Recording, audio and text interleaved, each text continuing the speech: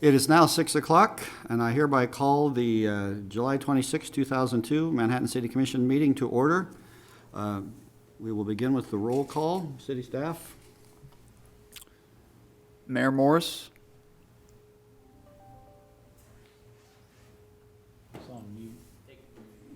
Yes, I'm present. Commissioner Hattisall. Yes, present. Commissioner Reddy. Present. Commissioner Butler. Present. Commissioner Mata. Here. We have a quorum. All right, please stand and join me in the Pledge of Allegiance. To the flag of the United States and to the republic for which it stands.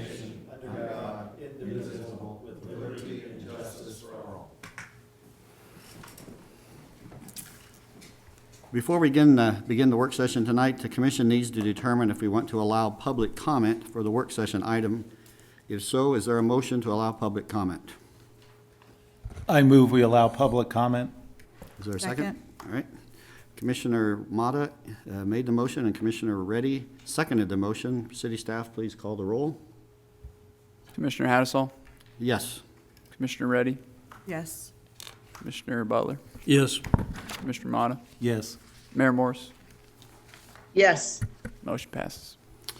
All right. We'll begin the presentation on on the work session item for the budget. Thank you. Nina, Finance Department Director. Thank you. Good evening, Mayor and Commissioners.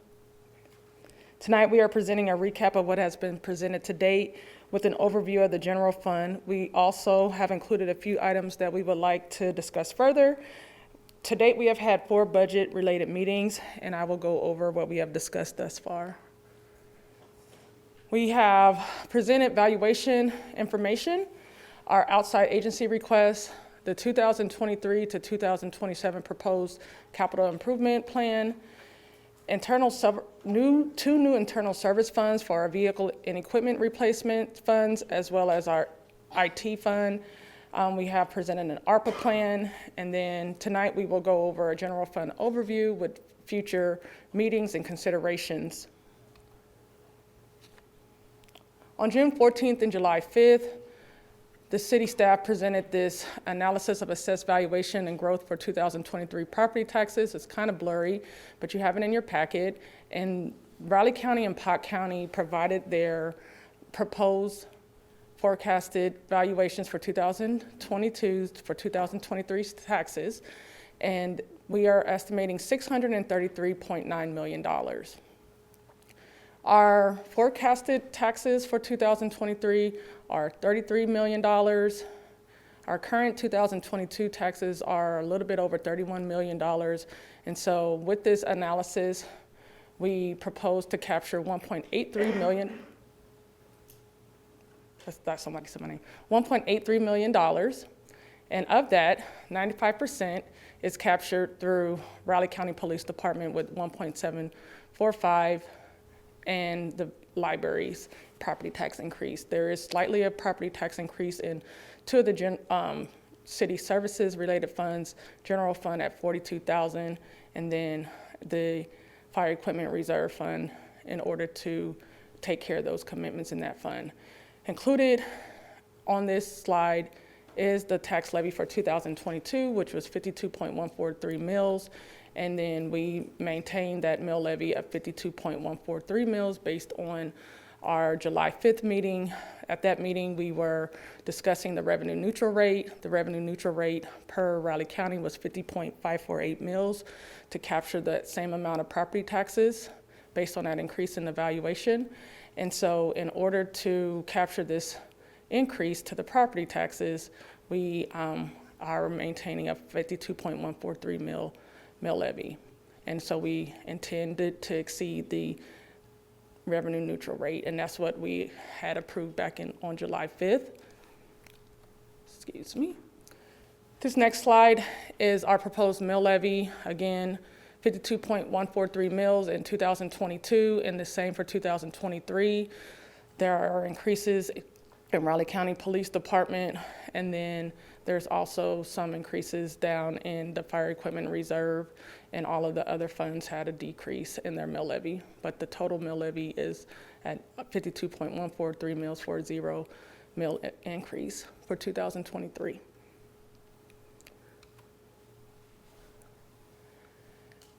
At a previous meeting, we also presented information on outside agency requests.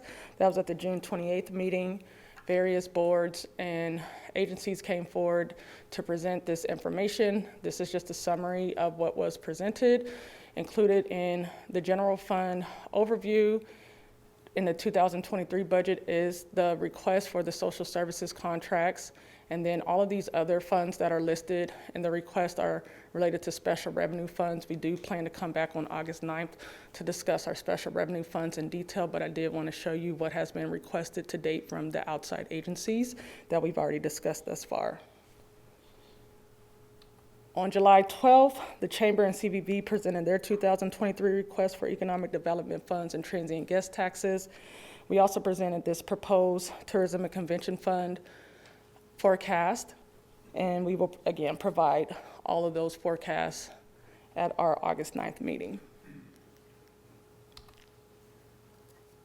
So for 2023 to 2027, our CIP program was presented in a previous budget packet on June 14th.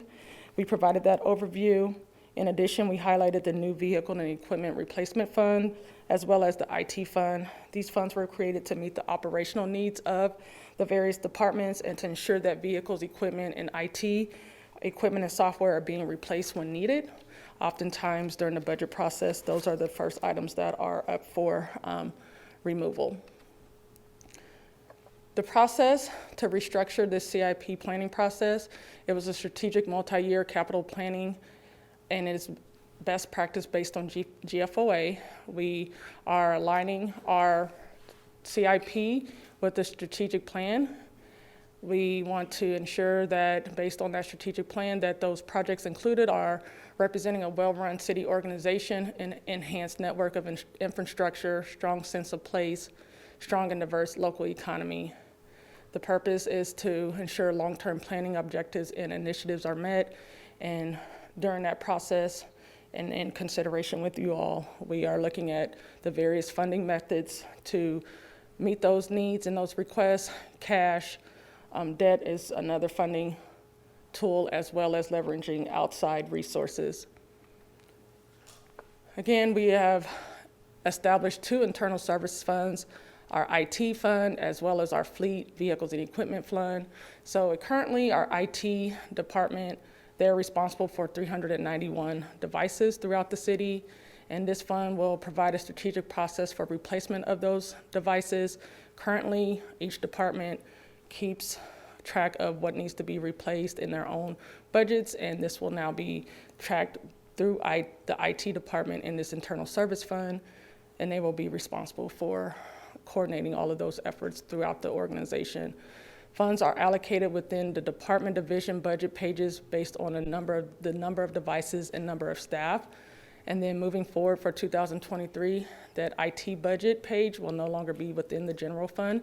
So currently IT is a part of the city manager's office, and later on in the presentation, you'll see a decrease in the city manager's office budget. That will be moved to, the IT portion will be moved to the internal service fund for IT.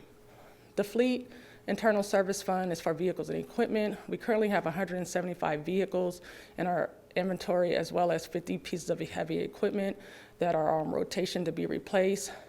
This fund will provide a strategic process for the replacement of these vehicles and heavy equipment. As I mentioned earlier, during this previous budgets, CIP was oftentimes the first items to be removed from the budget to help meet the budget needs. Funds are allocated within respective department, division budget pages for the timely replacement of those vehicles and equipment, as well as for any service maintenance of those items performed by city staff. So we will be moving all CIP related to vehicles and equipment out of the operating budget if they're over $50,000, and then on an annual basis, we will allocate funds from the respective departments that have vehicles and equipment to that fleet fund so they can be coordinated to be replaced. We are anticipating using ARPA funds to establish the fund for 2022 with the same source of funds coming into the general fund in the 2023 budget to offset the allocation within the department division budgets. Back in June, we presented this table as well. These are the various funding sources needed to meet the 2023 to 2027 CIP program. $1.89 million general fund, utilities 9.58, and then other sources 8.795. Again, cash, debt, and other outside sources to do these projects is what is projected. In your June 14th packet, there was that big document of the CIP material. It was about 160 pages, so if you have any questions in particular about any of the projects, we can answer those as well. Rena, this is Commissioner Reddy. Could you just explain this chart for me a little bit? So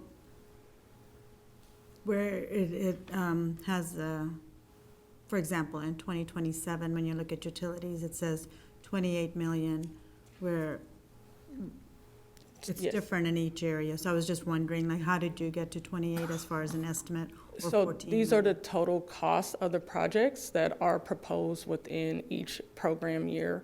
So for utilities, it's $28.6 million. And again, we can bring up that packet from June 14th and look at that more in detail. At the August 9th meeting, we will go over our utilities, the 3 enterprise funds and the proposed utility rates in more detail. So if you would like more information about the utility CIP, we will discuss that then.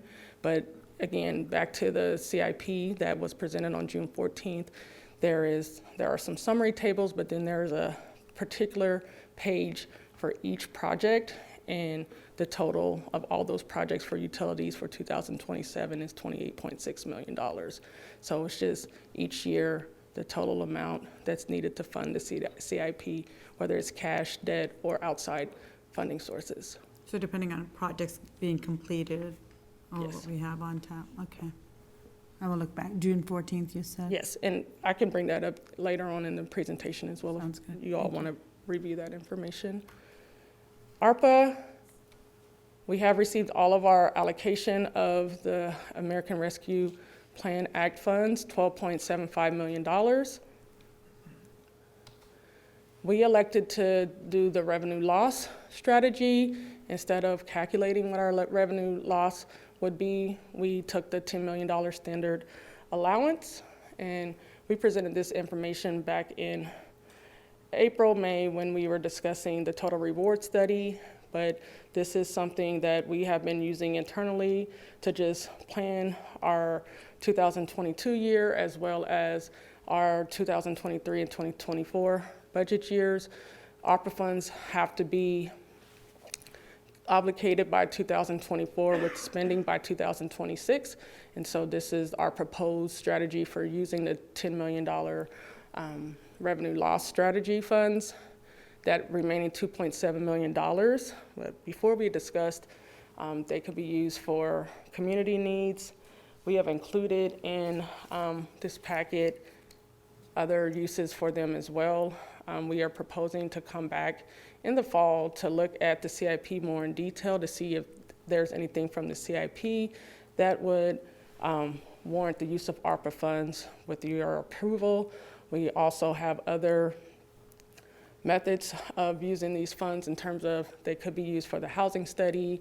If there are other outside agency requests that you all would want to entertain. And again, the CIP, again, we have to use the funds, commit the funds by 2024 and spend by 2026. And then if we don't have any strategy or plan for how we plan to use the funds, then those remaining funds could be reserved if something was to arise in the next couple of years.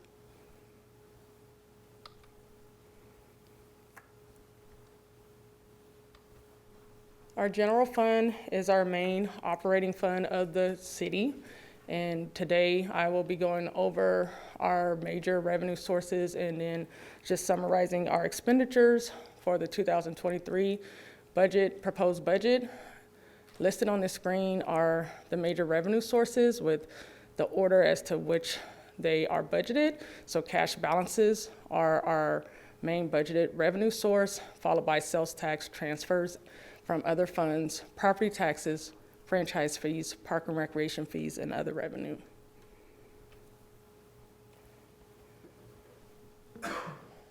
This pie chart represents those 7 major revenue sources. Cash balances, sales taxes, and transfers fund 64% of the proposed 2023 budget, and property taxes are 10% of the proposed budget. The proposed 2023 budget is $39,422,096. And on the screen is the 2020 actual, 2021 actual, the 2022 budget, and how that budget compares to the total budget for each of those revenue line items, the percent of budget. And then we have the 2023 proposed budget, the difference between the 2023 budget and the 2022 budget, and then that percent of change. Again, the fund balance, the cash balance is the major source to fund the budget, followed by sales tax and transfers in and then sales tax.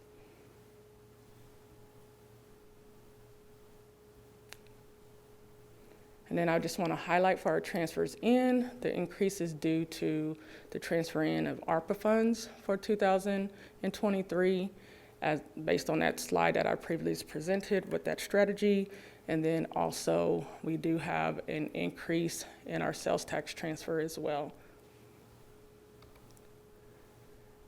We have 9 departments within the general fund, and this pie chart just reflects each department's percent of the budget.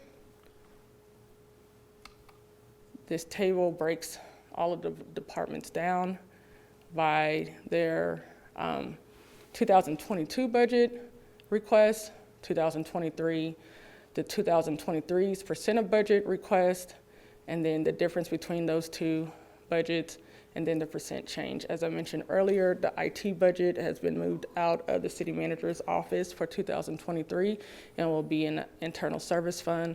So that is why there is such a huge decrease in their budget. Their budget is around $674,000 for 2023. And then this is all of the departments. Again, their percent of budget and then their percent change. And I will go over in the next slide the categories of the budget and where that increase is coming from. So you can see in terms of which departments are the largest departments and their increase, but I will again explain the increase overall for the entire organization in the next 2 slides. So personnel makes up 62% of the general fund's budget. Total budget, 80% of our budget is personnel. 62% for the general fund, and then next is contractual services. And so again, the 2022 budget compared to the 2023 budget, those first two are making up the large percentage of the budget, the difference as well, and then that percent change between the two. Our general fund expenditures, again, personnel is 62% of the budget. Included in the 2023 budget is a salary adjustment for COLA as well as STEP. That 5.91% COLA is based on recommendations from AGH, our consultant that assisted with the total rewards study, as well as just looking at the CPI and looking at what our counterparts in the area are projecting to use as their COLA as well. The STEP is 2.5% to 4%, and again, that's based on the recommendations from the total reward study from AGH. The salary adjustments are necessary to continue to take care of our current workforce, to recruit quality staff, and to ensure we are keeping up with the market.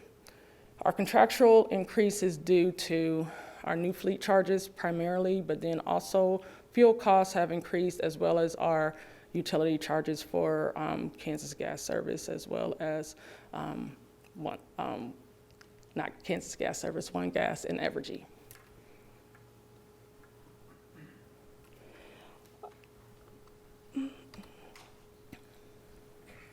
The next slide relating to the general fund is our cash balances slide.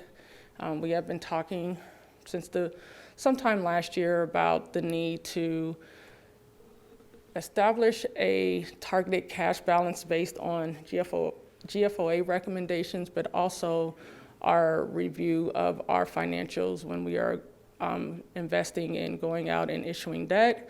Our target cash balance is between $8.5 and $10 million. We're using $9.5 million as our targeted cash balance.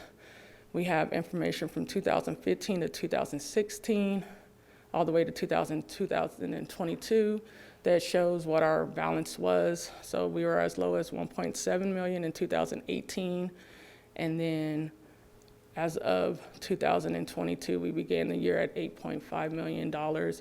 And those increases from 2020 to 2021 and 2022 are due to the federal funds that were received as a result of the pandemic. We are estimating $7.8 million as our beginning cash balance to fund the 2023 budget. This budget approach is just a visual of what we have been using internally as an approach for the past few years.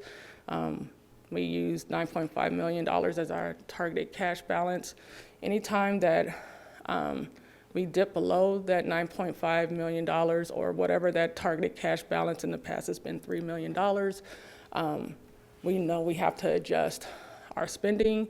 If we are ahead of that $3 million at that time, now $9.5 million, if we've had increases in our property taxes or our sales tax, or the valuation has increased, then that would change our spending habits as well.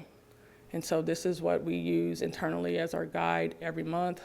We review our general fund revenues and expenditures to see if we're on target to prior years, expenses and revenues, and how we should carry out for the rest of the year and adjust.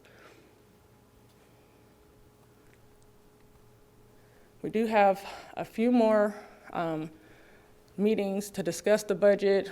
The more detailed meeting is August 9th with our enterprise funds and utility rates budget discussion. We will provide additional discussion. We will have additional discussion on the general fund based on this meeting tonight. We'll present special revenue funds based on that information I presented earlier with those requests and any other special revenue calculations that we have. And then the bond and interest fund. We did provide some bond and interest fund preliminary information earlier in the year, but we will also provide that during this meeting as well. And this is in preparation for our August 25th notice of tax rate public hearing, as well as the 2023 city budget public hearing. We'll have the public hearing on September 6th with the second reading of the ordinance on September 20th, and then we have to publish this information on October 1st. During this meeting, I've provided a few considerations regarding ARPA, how we adjust and deal with our cash balances. We also need to consider looking at our licenses and permits, as well as those fees and the cost recovery models that we have related to our various fees. We also have something else that we would like for you to consider, and Jason Hildress is going to come forward to discuss that.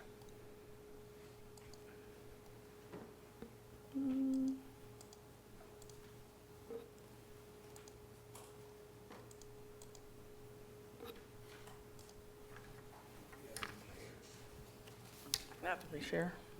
Okay. Okay, thank you.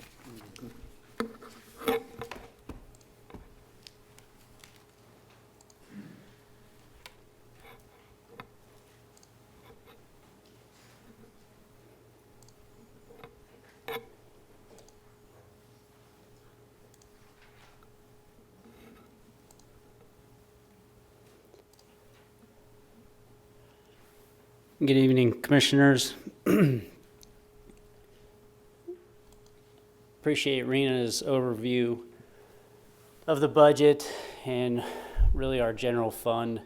As she mentioned, a lot of our departments within the city, with the exception of the utility department, are funded through this. And this pie chart, obviously 70% is Park and Rec, Fire, and Public Works. The other 30% support services, administrative services, community development, airport, primarily. Our general fund is complicated. It's very difficult to look at our budget book, receive presentations, and understand exactly what's happening every year. We have budgets that come through you all, departments like tonight, the general fund, multiple department, multi-million-dollar operation. The budget is the best scenario, the best case scenario, the best estimate we have if we're fully staffed to provide all the services. Rarely do you spend your entire budget. Where we focus each and every year is on the revenues that actually come in. We're one of the few jurisdictions within a community where when we set a budget and a mill levy, we can't just assume revenue. We have to watch revenue monthly. It's not a matter of individuals paying their property taxes. It's a matter of individuals going to Target and Home Depot and Walmart and Dillon's. Sales tax is a huge component of what we run our day-to-day operations on. Since 2015, the comparison between the budget and what we've actually spent is a difference of $19 million. When we pass budgets, they're fully vetted. Departments come up, tell you everything they need. We talk about mill levy, supporting that budget. That mill levy has been ratcheted down almost every year we've ever come forward, trying to show you again how to support what it is we're trying to do. 2015 and 2016 were eye-opening years, and I'll show you in the next slide. But that traditionally, I would say, we've underspent budgets or watched revenues, and it's usually about $1 million. We started realizing less revenue in 17 and 18. Rena's right. In 2020, we underspent our budgets tremendously. COVID. We didn't have all the expenses. We had a lot of them, though. We kept all our people employed, even those who weren't working. So we had expenses. We didn't generate all the revenues, and we didn't have all the expenses. We still had sizable expenses. This is a chart that I generated today, and I just inserted it in the packet. It'll be out there in the packet tomorrow. Commissioners, you have a copy of it. This is truly trying to reflect what it is we go through every year. That top line is the budget. That is what is presented. That is what is considered. That is what is debated. It includes, as we mentioned, all the departments within the city with the exception of the utilities. That has grown in 2015 from $28.2 million to 21, where it's $32 million. 22, we're at $34 million, and as Rena just said, we're at $39 million for 2023. The next two line items are what we truly operate the city at. The actual revenues, as I mentioned, $4 million comes from property taxes. And we've been held at $4 million since 2018. That dollar number, it's 3.9, has not moved in 2018, 2019, 2020, 2021, 2022, and you just saw you just reduced our mill levies in the general fund. It'll be 23 as well. $4 million. The rest, it's sales tax, primarily. And we have to watch that every month. And we have to adjust what we're doing. I hope you paid attention earlier when the Park and Rec budget jumped by $2 million. We've been budgeting enough money to fund Park and Rec. We haven't realized enough money to fund Park and Rec. There's a difference. Budgets are what could happen.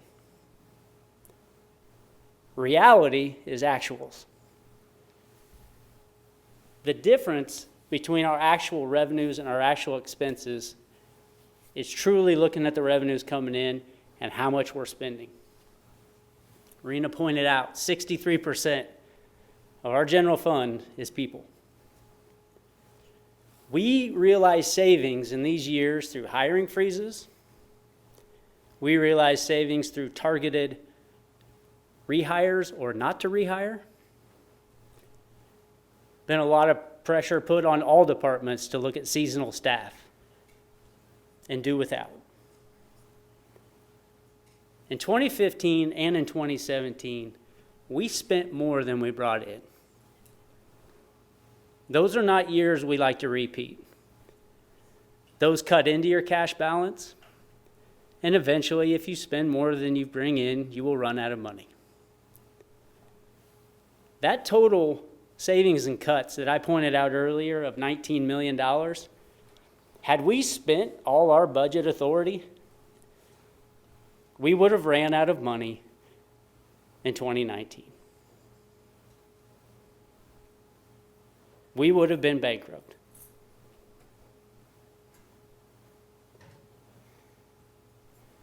We started saving a significant amount of money starting in 2018, primarily because we were noticing sales tax were dipping in our community. Our revenues were not coming in. 2018 was a very pivotal year for our organization. City Manager's Office, myself, took a very active role with all our departments to make sure we saved money moving forward. A lot of it had to do with our targeted goal of $8.5 million cash balance in that general fund. In 2018, when it dipped to $1.7 million,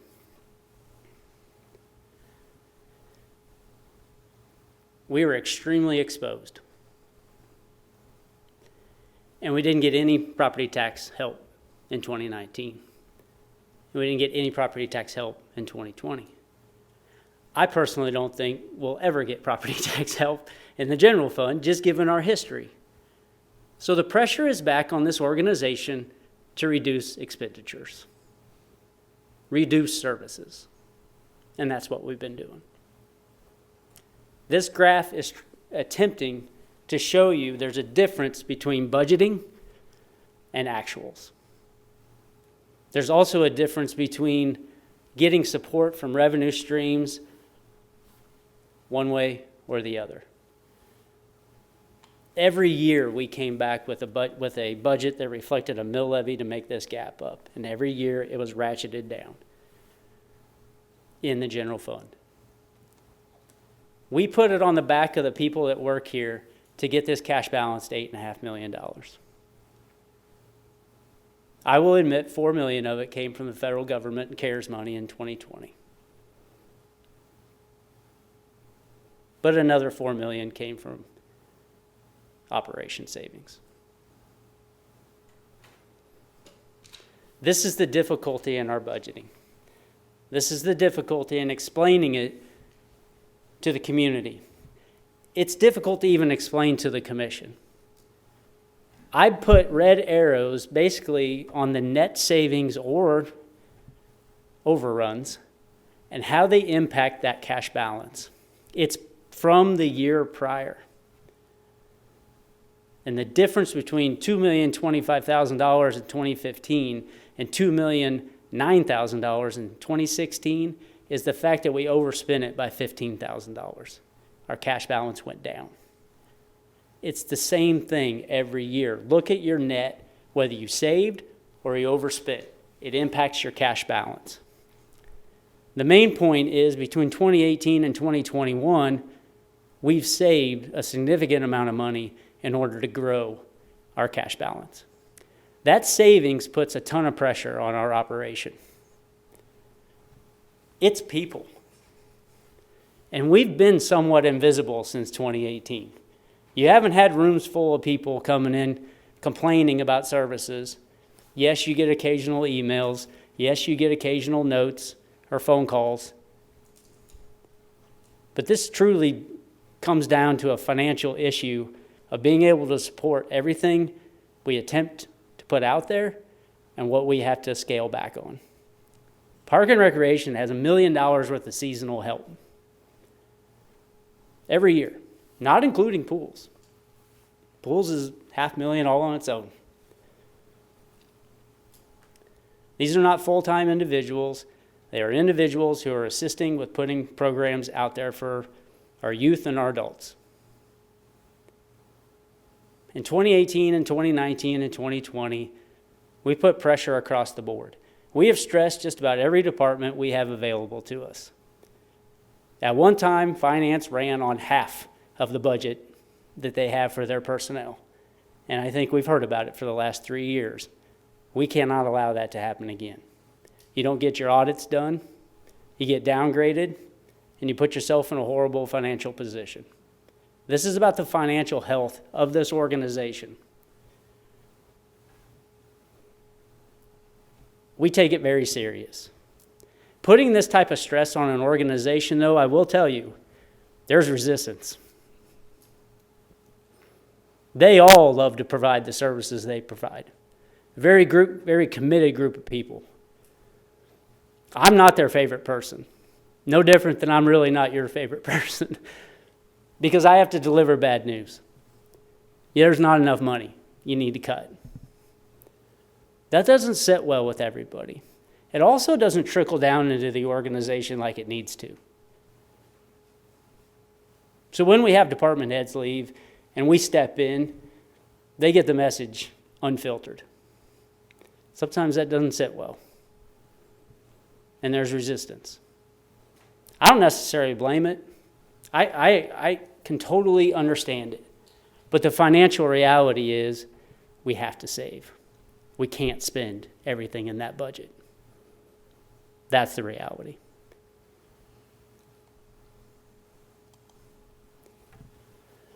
That $8.5 million means a lot.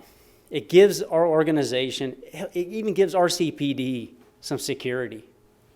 We have our $32 million. They have their $27, $28 million. We're exposed. We are the funding source for the police department and the entire organization. Floods, fires, emergencies, swings in the economy, K-State, Fort Riley. We can have $2 to $3 million shifts in a year in revenue. We have to have a general fund cash balance to operate against. It's very similar to your checking account. How comfortable are you in your own checking account? And savings, quite frankly, because we don't have a general fund reserve. It's the cash balance. This is 3 months worth of operating. $8 million.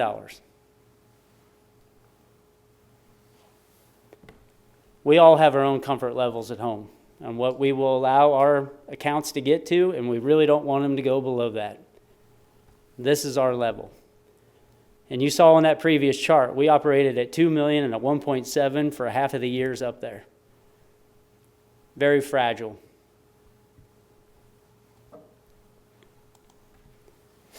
We've been attempting to reach this since 2018. As Rena said, it's recommended by the Government Finance Officers Association. We have to secure that fund. And it is reliant on sales tax. And we are so exposed when it comes to our economy and how much money is spent here on an annual basis.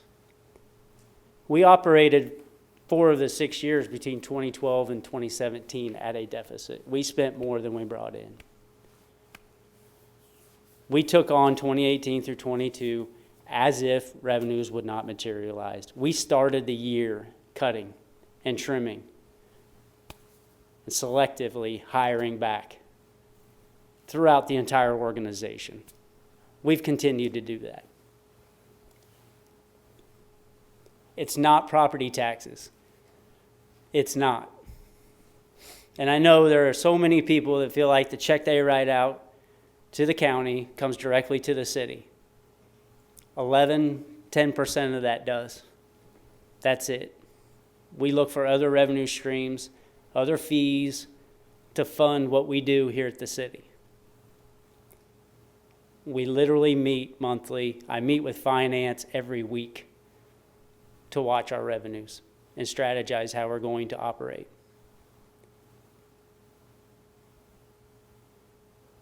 That bond rating, it's a goal of mine to increase it. It needs to be back where it was. We're making efforts and gains in the general fund cash balance. That's a huge driver. The bond and interest cash balance, another driver. The water fund balance, another driver. All three of them come up in rating calls with management and finance. They are watched closely. All three.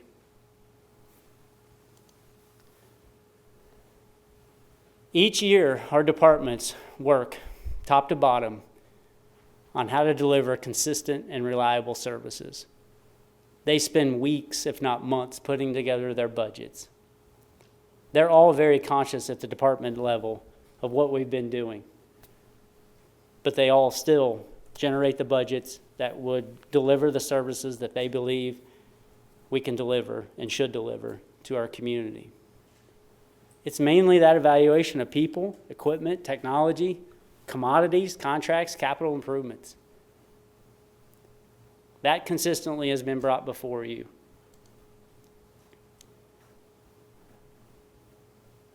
We do expect to be able to deliver those services. And then month to month we adjust. This stresses the organization. It's stressed it now since 2018 greatly. Saving $2 to $3 million a year is not easy. And as I mentioned, there's resistance. It gets to the point where some staff go as far as to start criticizing management for our financial position. Not understanding what we go through, not understanding how we present things to the commission, not even really understanding the decisions you all make or the reality. They're angry. They get upset that they can't deliver the service like they believe they should. And they go to the budget and they say it's in the budget. And I'm quick to say, it's really not. You got to wait for the revenue to come in. This causes consternation. It causes stress, and it causes high vacancies. People leave the city because of this frustration. But it is the approach, and we take it on. When revenues are flat, it's actually a reduction in services. Inflation right now is 9%. Typical year, 3-4%. If we grow the general fund by 3 to 4%, we've grown it by $1 million. We haven't grown the general fund by $1 million by way of revenues. That just pays our people in traditional years. And when you don't raise the mill levy, you don't raise the property taxes as suffice, then you're watching sales tax, and sales tax has been fairly flat. 20 and 21, we've seen additional sales tax. 16, 17, 18, and 19, flat, if not dipped. It's tough to predict sales tax. I'm glad where we're at this year. I'm very glad. $800,000 ahead. I have no idea what it's going to do next year. And with the history, you got to look at it and say, it may go down. Because it has. If it's consistently gone up, $500,000 or $1 million every year, we would be in a much better position to budget. But we don't know. And 90% of our general fund comes from revenues we can't predict.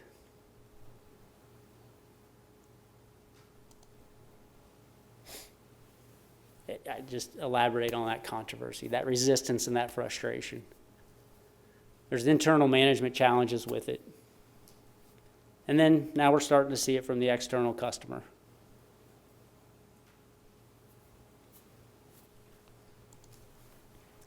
This slide is really how I built that previous chart, but it's an excellent slide to show you, and finance went all the way back to 2012, but that you can see the net profit loss that I mentioned, 4 of 6 years between 12 and 17, we spent more than we brought in. 17 and 18 were really a wake-up call that sales tax were not going to continue to increase. And we really needed to start watching our expenditures. So moving forward, continue to rely on those operational cuts and savings to balance the fund, or we generate additional revenue. Sales tax question, you've got August to make a decision. First and second reading would have to occur in August to get to the county by the 1st of September to be on a November ballot. A 1/4-cent sales tax, 10-year, sunset in 2032, dedicated to city parks and recreational services, help sustain those services, approximately $3 million a year, help close that gap. We've drafted a question. It's pretty straightforward. The 0.25% goes towards city parks and recreational programs, activities, facilities, and services to sustain the community's well-being and quality of life. Everything else is pretty much standard and a question we ask of the public. This isn't something the commission can do, obviously. We have to go ask the question if we want to raise the sales tax rate. 3 weeks ago, we made a decision not to increase the mill levy, so that's really not an option anymore. This is the option to generate additional revenue if the commission decides to pursue it. Collections, Rena went through, provided some estimates on the rest of 2022 and what a 0.1, a 0.25, or a 0.5 sales tax would generate. As I mentioned, the 0.25 generates about $3 million a year. And over a 5 or 10 year period, $15 to $30 million on that 0.25. Our sales tax rate's changing, whether we do this or not. The 895 grows to 915 as of January 1, 2023.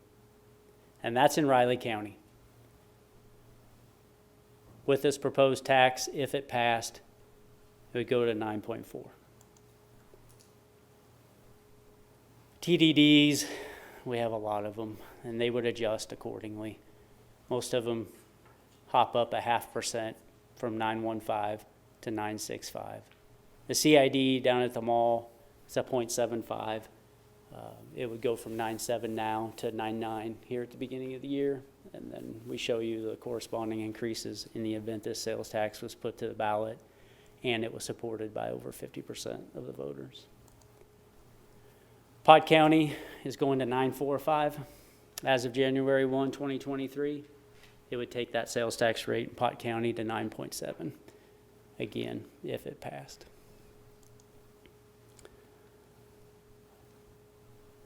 This is where we land today amongst first-class cities in Kansas. I apologize for the names, but all 25 of our first-class cities are listed there. We're pretty much in the middle with Riley County at 915. 9.4, you start to edge out towards the top 5 or 6. With the adjustment, 9.4 and 9.7, Junction City would be the only community. This is Pot County for the businesses out there. But we'd be more in line with where the upper third of first-class cities would be in Kansas. Stability or sustainability, yes, ARPA can assist, and it will. It'll eventually run out. It's one-time money. It's not money that's there every year for the next 3, 5, 7, 10 years. Yes, we can continue to cut and eliminate services. I think we can expect more citizen response in the event we keep doing that. And again, just looking for consistent, reliable, sustainable approaches to what we do. Just a few highlights within the strategic plan.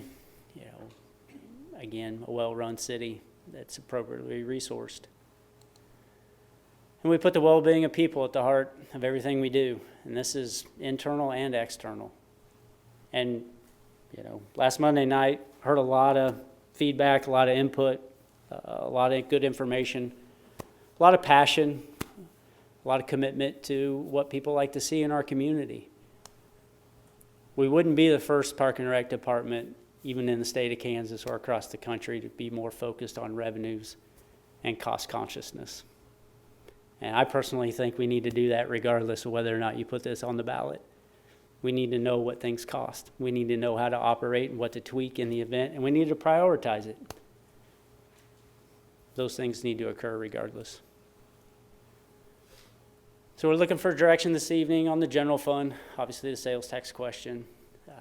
We can get into cost recovery, increasing fees across the board based on the consumer price index. Obviously, anywhere from 5 to 10% now, everything's going up. It's costing us more to do business. And if we do decide to stay with operational cuts, obviously there's some of you not pleased with what we've done to date in Park and Rec.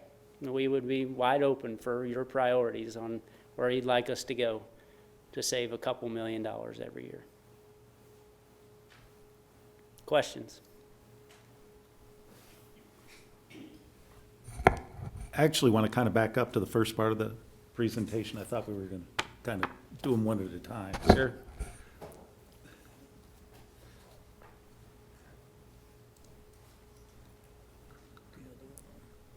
Is there a slide, or did you just have a general? Yeah, they're still numbered the same. It would be slide 15, Community Needs is the title there. I just got a few to. Part of this is just feedback and part of it is question. This was in regards to the ARPA funds that we're getting, and this was just feedback that I like the idea of the reserve funds between those years when we're looking at it. And then the next one, slide 23, general fund expenditures. By department or category? No, it's just a slide that gives the percent increases. Oh, yes, sir. Okay. I just wanted to, point out to everyone that when we're looking at the increases for this next year, for the city staff, it'll be 8.4% to 9.9%, which are, pretty generous increases that we'll be giving compared to, most in the private industry. The other thing, of course, this is on top of the mid-year increases we gave, and if we were add that together with this and the benefits and everything, it's about a $3 million annual cost that we have for those increases, which is about what the 0.25 sales tax, if we were to have put in. The other thing it says in the memo is that various promotions accounted for in the 2023 budget. Just was wondering about those, given everything else we've done with the payroll. Are those, for lack of a better term, what I call real promotions or just pay increase promotions? Because most time you think of a promotion as someone leaves the job, you promote someone into that job, and usually you can make out with the salary because they're long-term, and then you backfill their position. But then sometimes there are promotions where you just feel you have someone who's doing a really good job and you change their title and you give them extra money. So what do we, it was called out in the memo, so it raised the question. Yeah, most of our promotions are an experience that you go from a plant operator 1 to 2 to 3 to 4, based on longevity, based on certifications that you've acquired, education, continuing ed. So yeah, most of those are about elevating within a hierarchy that we've established. And that's above and beyond the steps? Yes, Okay. yes. So, I mean, again, just something we think to watch. We've been pretty generous with this, and so, again, that caught my eye. The other thing was we had 2 additional positions, and it said it was a budget analyst and a resource generalist to support the joint maintenance facility. And again, if I'm looking at that, a joint maintenance facility, we've consolidated operation, we've given a brand-new building. You would think it'd be much more efficient building. We've had equipment that's been kind of thrown around town that now we've consolidated again. You should be able to save time. I mean, really, so why would we need to increase staff because we put in what I would hope would be a more efficient facility? So from the finance standpoint, so one of those positions would be a budget analyst. So currently, as Jason mentioned, that we have been operating at half of our budget personnel in terms of our total budgeted positions compared to reality. So we currently have 5 budgeted full-time employees on staff, whereas the total budget for our full-time in finance is 10.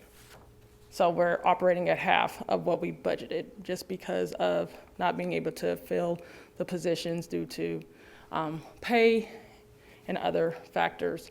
So in regards to the budget analyst position, our budget officer currently does all of the work to support our Park and Rec department as well as our Public Works department in terms of their financials. And so we would need a budget analyst to help support them when they go out there. We are combining all of those departments that are going out there, those various divisions, and trying to create some, like you said, efficiencies, some synergies in terms of their processes. So you have departments that are working out of the general fund compared to departments that are working out of the utility funds. Their funding sources are different. The way they operate is different. And so trying to create some processes and procedures for them as well. And then on the HR side, being of service to them in terms of recruitment efforts as well.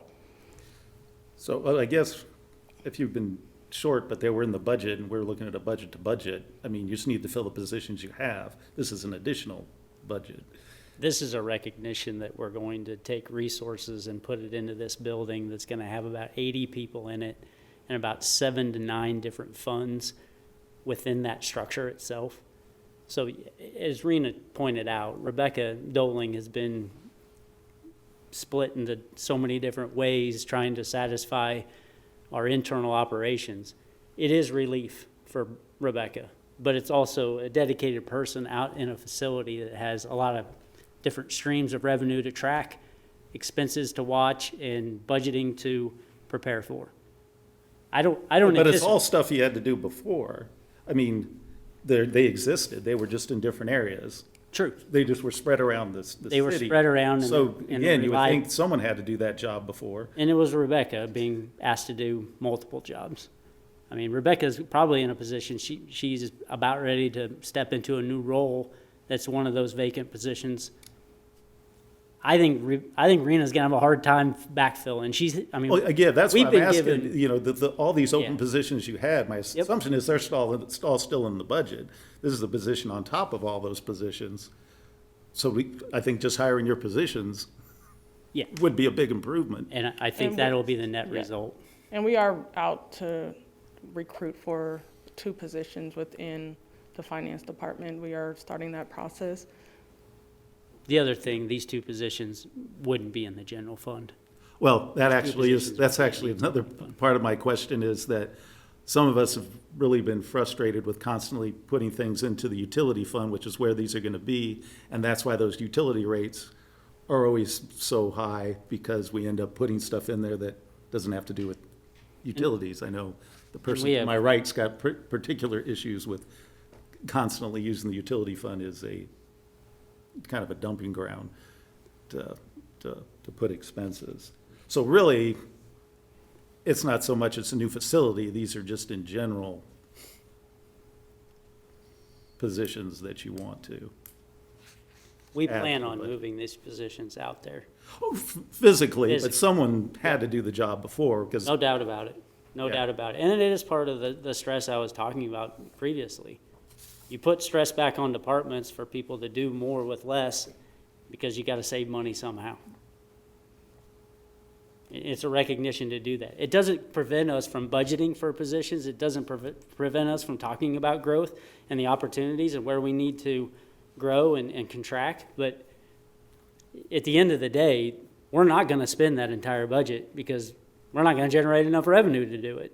Well, and also, from what you said, you haven't even been able to hire enough to, We haven't. You're right, Commissioner. But I do think there's a practical side that we talk about in terms of what actually happens, and then there's the budgeting side, yeah. which the budgeting to me, and you know, just the long time I've been here, it's been an effort to be more transparent about what it is we'd like to do. Right. But as I mentioned to you before, like when I was used to doing budgets, I could never do my budget against my budget. I always had to do my budget against my projected. Yeah. And if you were doing your budget against your projected, you'd be showing a really huge increase Correct. to that number. So, and not to take away from your other analysis, that's what makes those numbers look a little bigger on that other analysis as well. And that's why I really highlighted the cash balance, because that is the true barometer on where we are. And it is exactly where the rating agencies go. And to me, it's the most important number in the general fund. It's the most important number in the bond and interest fund. And all those reserves in our utilities are just as important. That's where they magnify. That's really where they focus when they look at us. Yep. Not on budgets, Yep. cash balances. Then, page 27.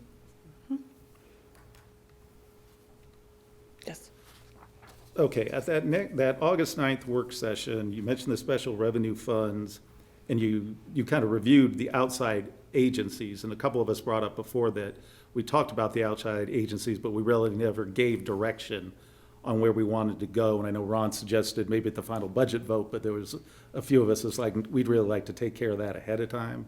Were you thinking of doing that on the 9th? Yes. Or, okay, so we'll be able to do that. Now, technically, that's not a voting meeting, but you'd be comfortable if 3 people say yes or no, pretty much we, At the Adjust. at the same meeting, we're gonna need to know what to publish for a budget.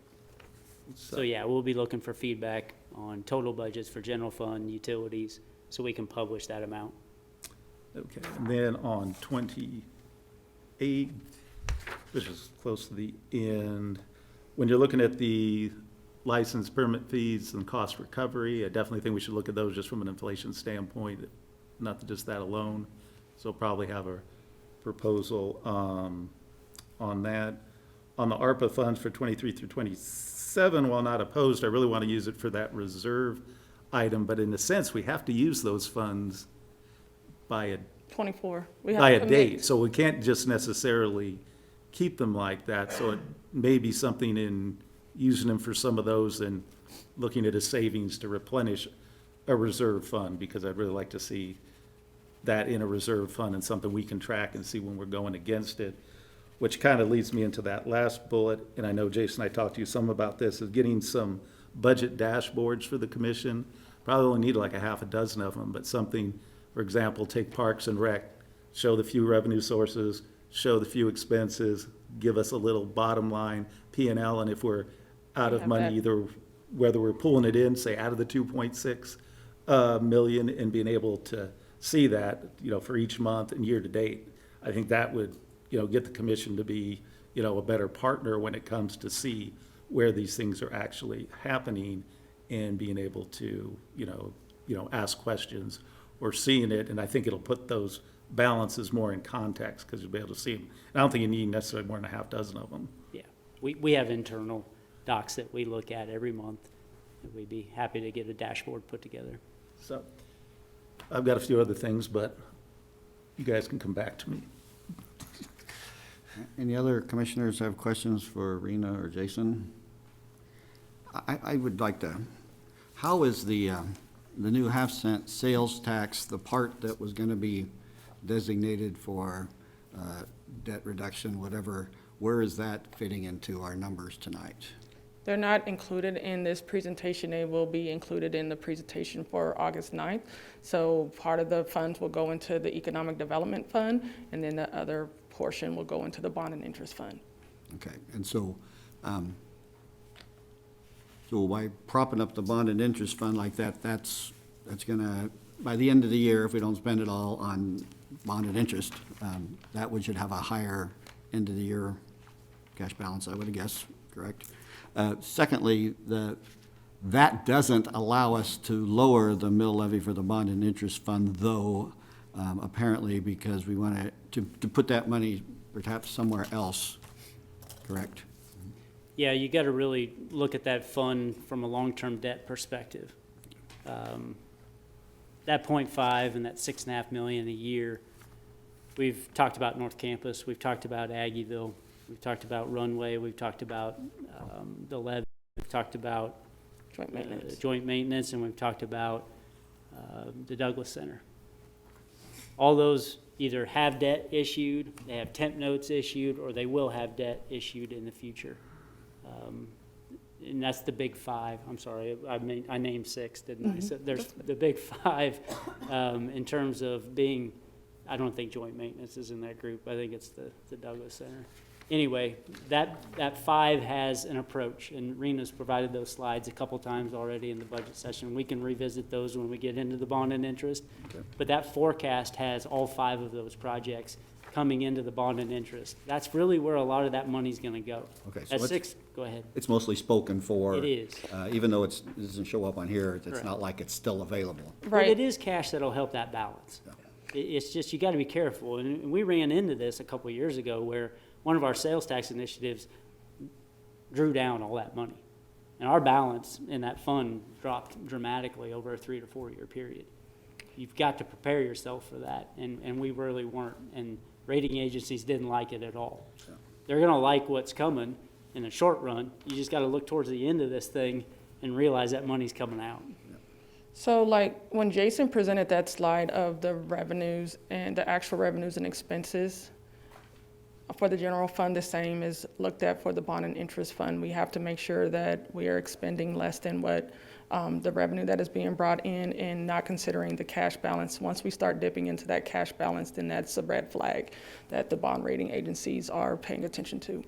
Okay. On your chart here, my question is I know that, like for example, 2018, your magical year, Yep. where there was basically, you budgeted 29.5 and we collected 27.5.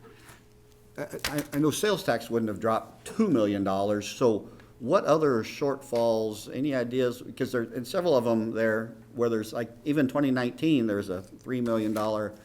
That wouldn't have all been sales tax. What else is not being collected revenue-wise to make a $3 million difference? Franchise fees. Franchise? Franchise fees is another Franchise revenue. fees have been dropping, municipal court revenues have been dropping. Okay. 2017, municipal court and sales tax dropped over $1 million. Okay.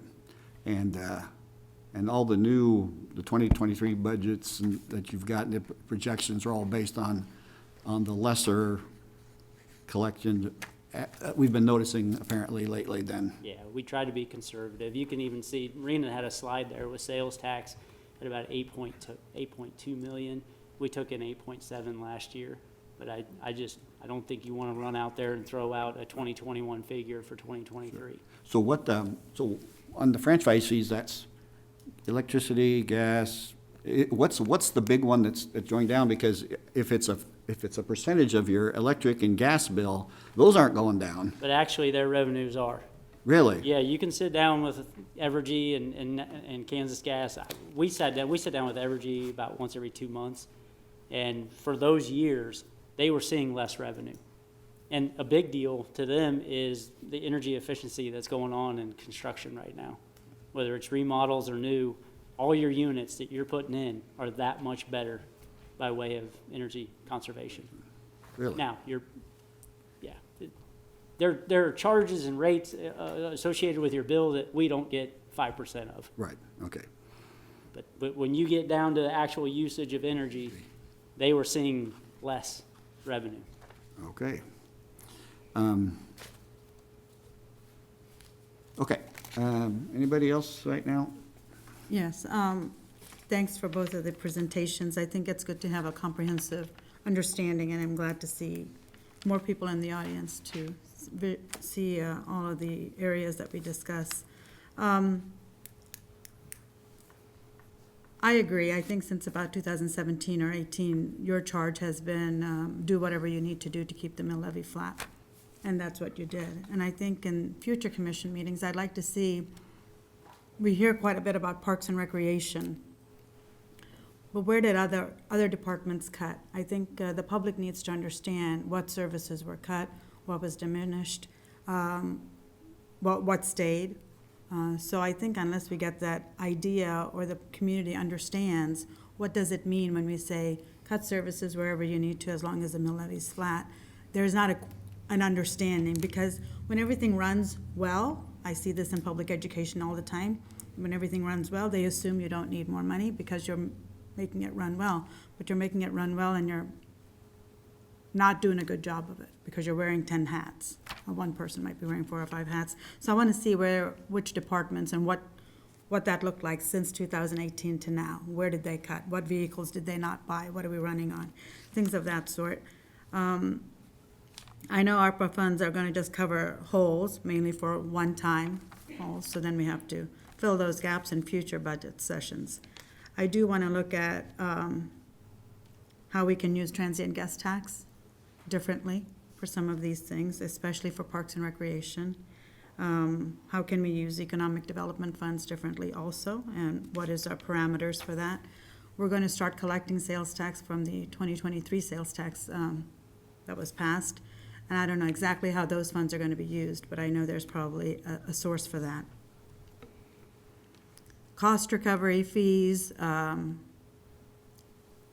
since the city is not a for-profit business, we are in the business of providing services to the community, and when we think about pools, you might get $500,000 out of $1 million budget.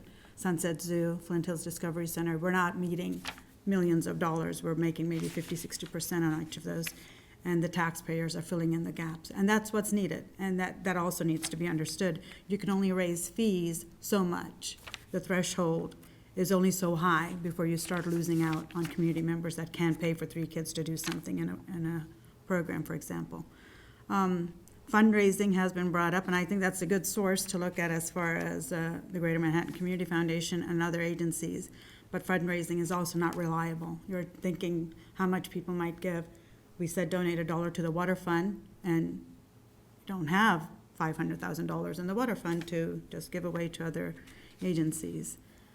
And I think the Parks and Rec Department, which we talk about, covers the Douglas Center, City Park, water parks, Sunset Zoo, Blue Earth Plaza, Anthony Eisenhower Depot, all of these things that were in our budget. So we need to think about, present that to the public to understand it's not just the programs. There's a bigger shell there that we're trying to provide as far as services and community needs. I'm reluctant to raise the sales tax, but I also understand the frustration of not being able to increase property taxes. So I know we need to find a revenue source of some kind that's a little bit more somewhat stable to collect. I walked into the meeting thinking that's absolutely not what I want to do, but I'm a little bit more open to see how we can tweak the 0.2, 0.5 to maybe a little less. Because even if we try to get funds out of the transient guest tax or other areas, we're not going to meet even $1 million or $2 million, let alone $3 million. So I think we need to be more realistic what the community can handle. But what I hear the community loud and clear is they want something done, and everybody's willing to do something about it. So maybe this is something they can do about it where it will impact an entire community. So I'm open to the idea. I think we can tweak that a little bit, but it must be designated more clearly towards either public parks and rec or programs or whatever it is, so it is clear what those funds are going to be used for, so we can have an understanding and the community knows what they might be voting on. And I do think it's a community call. If the community wants all of these things, we can't just fundraise. And we can't just expect agencies to fundraise. Hiring a grant person or a marketing person is an astronomical cost to each of those agencies as well. So I think we need to think about those things. We're still trying to fill in gaps and hiring people, so hopefully we're having better luck with hiring people.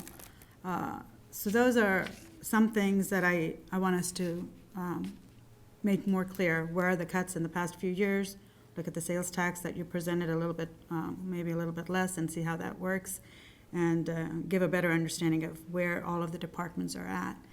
ARPA funds are one and done deal, so in 2 or 3 years, when they're done for pay for personnel, what is the expectation? Is that $3 million extra after 2024 or 25 in each of the budgets? It's why we've targeted one-time expenditures, whether that's capital improvements, vehicles, IT. It's trying to go towards areas that we recognize, even with the system that Rena's been working on to replace the AS400, the ERP system.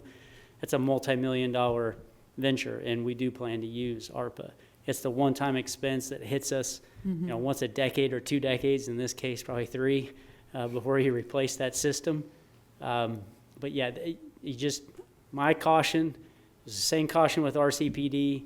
You put ARPA funds towards ops, you're setting yourself up for some sort of tax increase in the future to fund it, or a cut. Right. It's just a short-term fix. So when we did the pay study and we decided to increase it in the middle or something like that, that came from ARPA funds, was my understanding. No, it didn't, and it's really on the back of those annual savings.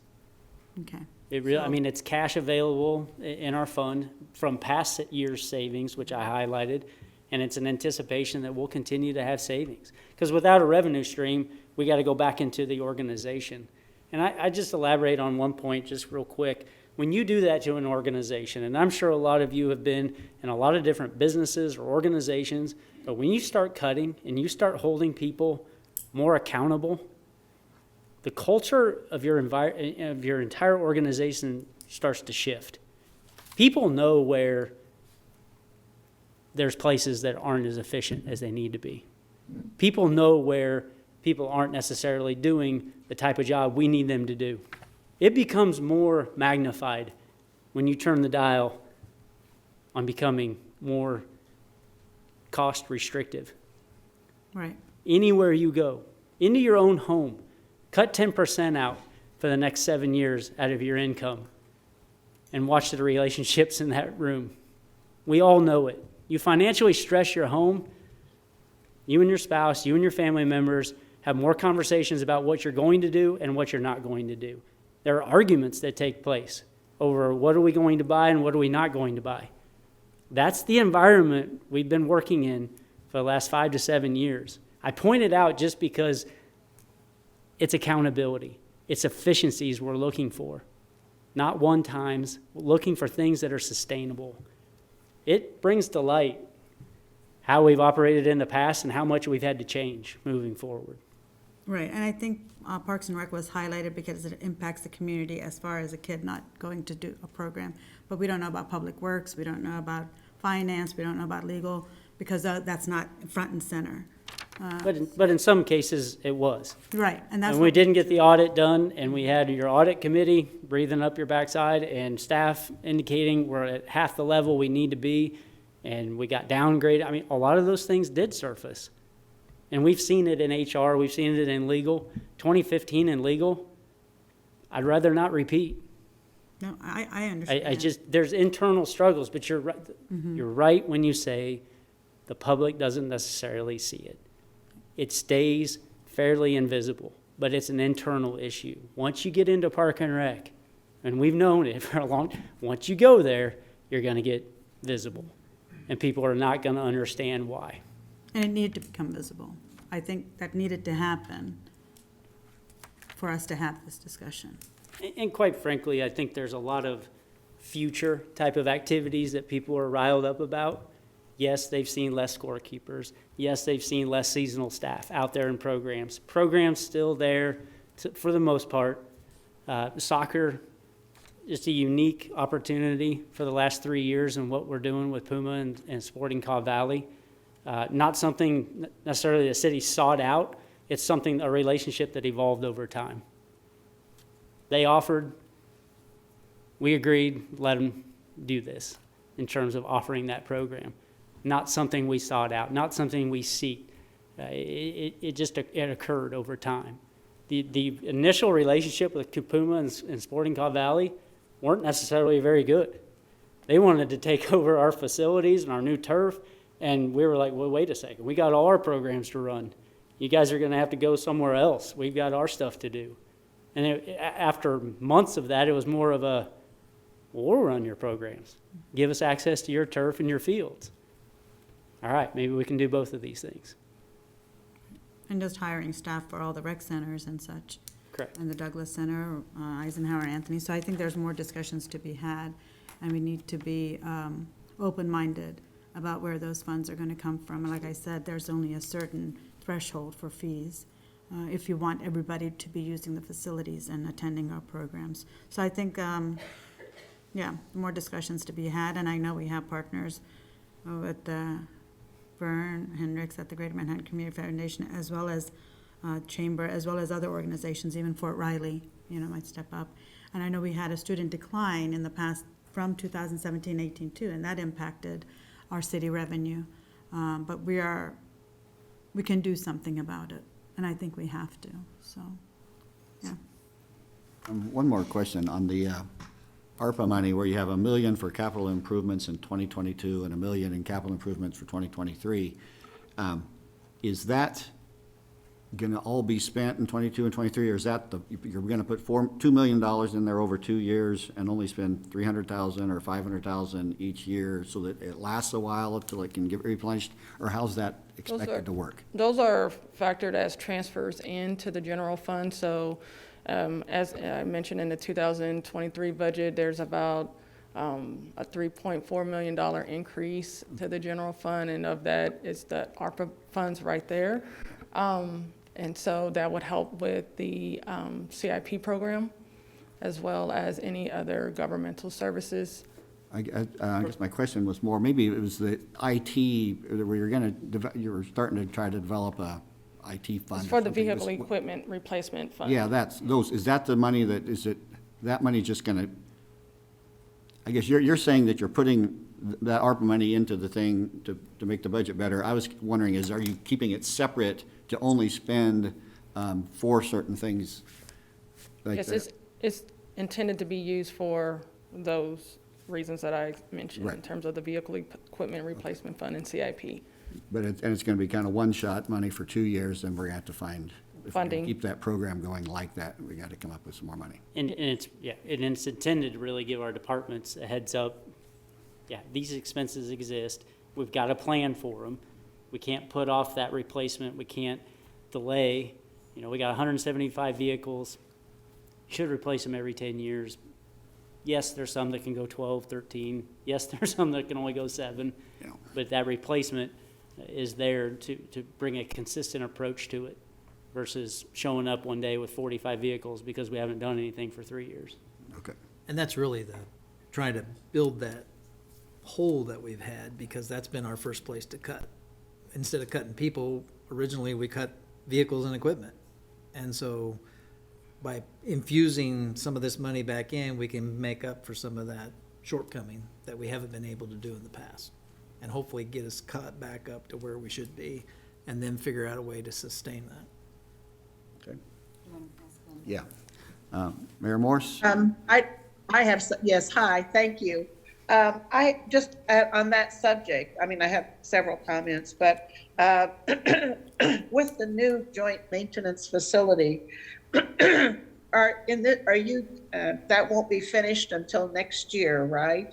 Correct.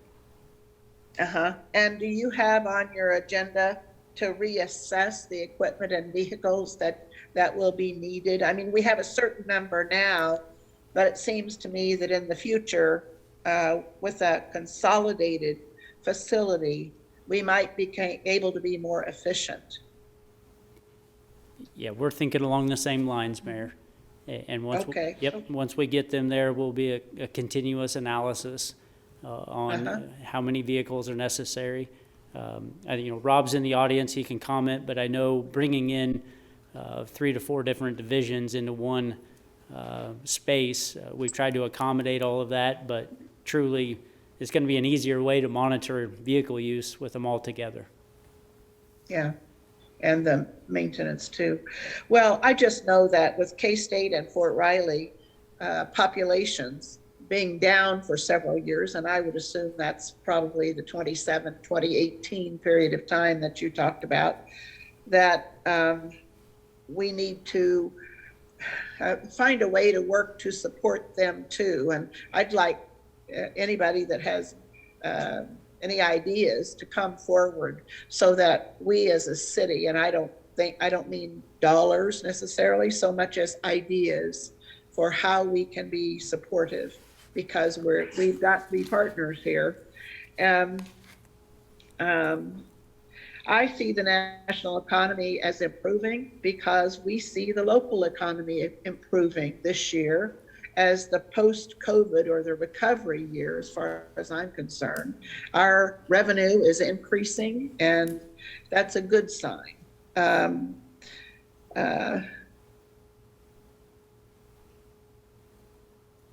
Let's see.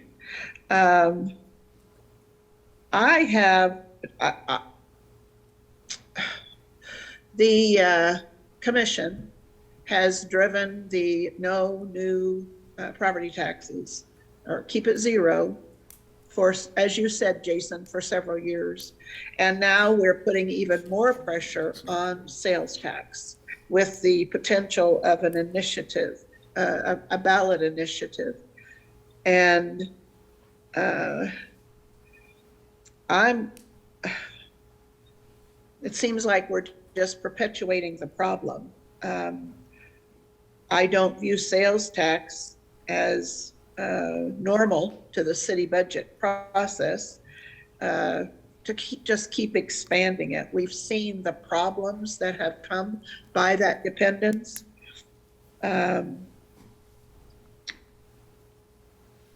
I'll see. I mean, I'm not convinced tonight anyway. I would not vote to support it tonight. With regard to parks and recreation, and of course it is visible, and as I think back to the past several years, it seems to me that every summer there's a crisis. It's the pools we can't open. It's the pools we can only open 2 of them. It's the pools we can only open 1. Can't find people. And this year I felt like we were kind of blindsided, and the community was blindsided with some of the decisions that had been made. And I'm not sure how to go about looking at it in the future, but I want the community involved. And I'm going to propose that the Parks and Rec Board and the Commission have a joint meeting, maybe at the end of August, to talk about how that board can actually provide good advice to us, because they're being pretty left out of things. And their purpose is to advise the commission, and I'd like to engage that better. I wanted to ask about to what you attribute the 69% rise in transfers in the transfer account. And that's the ARPA money? Is that all it is? No, ma'am. It also includes about $400,000 in a sales tax transfer as well. So this 1 cent sales tax goes partially into the general fund, and then the other part goes into the sales tax fund, and then it's distributed out to 4 different funds, and general fund is one of them. That's a really major jump for 2023. But ARPA is a major jump, right? So I wanted to ask about, with RCPD, we talk about unspent personnel funds, and there's a lot of criticism about that, and it's just the way their budget works. But with the city, you have so many unfilled positions, as we hear every month or so. And I'm wondering about the unspent and budgeted funds for the city. And I assume you're able to just move money from category to category without, you just move it as you need to. Is that true? It's the graph we prepared, Mayor. It's the 3rd slide. Mm-hmm. We either get revenue or we don't. And Yeah. when you don't get revenue, you don't spend it. We can't run a deficit. We can't go borrow. I'm talking about when we budget it and it comes in, but you can't spend it because you can't find employees. That's the part I'm looking at. That's not occurring. If we were the PD or the county or even the school district, yes, that can occur. Uh-huh. We don't budget funds and they come in. We budget funds and we monitor to see if they are coming in. This slide is trying to highlight they've never met budget expectations.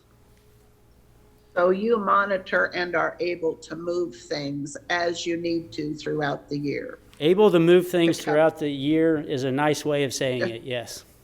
Move We money, are, I we guess. are That's what I not was- hiring back, we are cutting, we are eliminating, we are operationally changing the way we do things.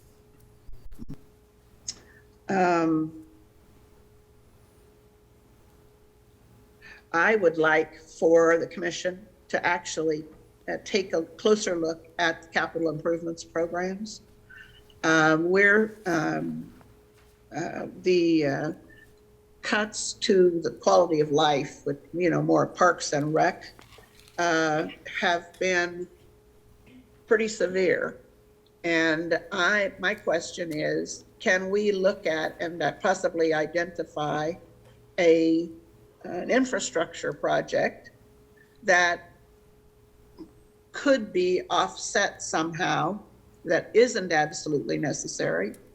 And I want the commission to have the opportunity to talk about it. I don't know that we're going to make any major decisions tonight or look at it, but I do think that we need to talk about it, because we never talk about the capital improvement program. We just get a report, and they're the priorities from the city administration, but they're not things we have spent much time on. And so that's where the perspective that I'm coming from. So I'd like for the commission to have the opportunity to look at them and actually make a comment. So one of the things that I've been raising every year is the possibility of beginning to charge the transient guest tax for short-term rentals in a bigger way. Just because one company does it doesn't mean, but we need to do it across the board. We've just given the Chamber of Commerce a lot more money of the transient guest tax. And I think we need to be looking at other ways to raise money. And we know that that is happening all over the country, and we're not taking advantage of it as well as I think we should. And I'm wondering, what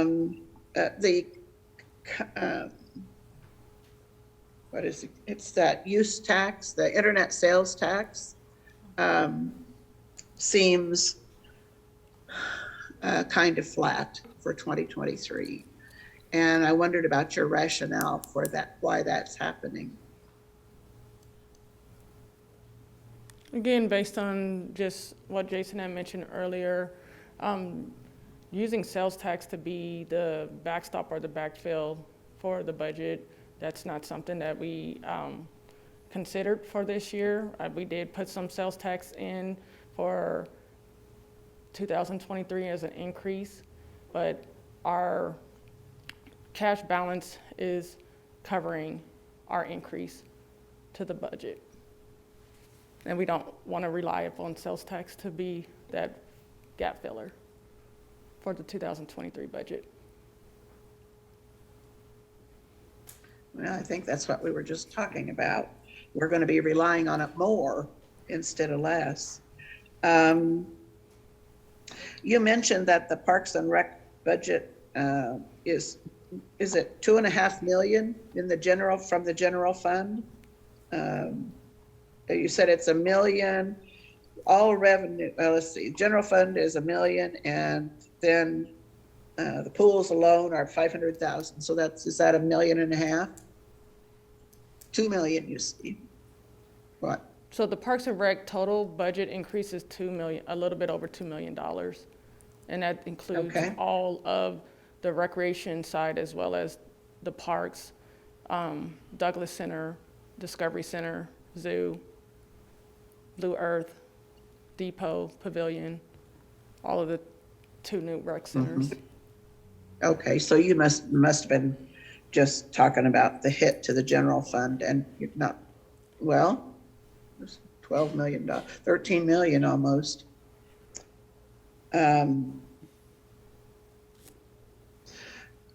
Well, I think I've mentioned a few things that I'd like to, have us explore further.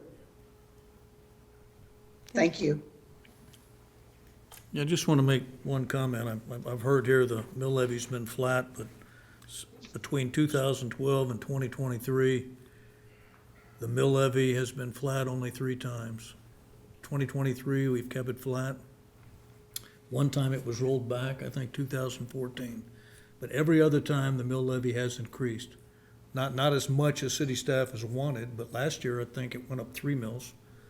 City staff asked for 5. And so to say that, every year the mill levy has been flat is just not correct. That's not correct. It's just not accurate. And then the other thing to remember is that even if the mill levy is flat, amount of money that comes in still goes up. Like for 2023, I think it's going to be between 7 and 8% actual dollars.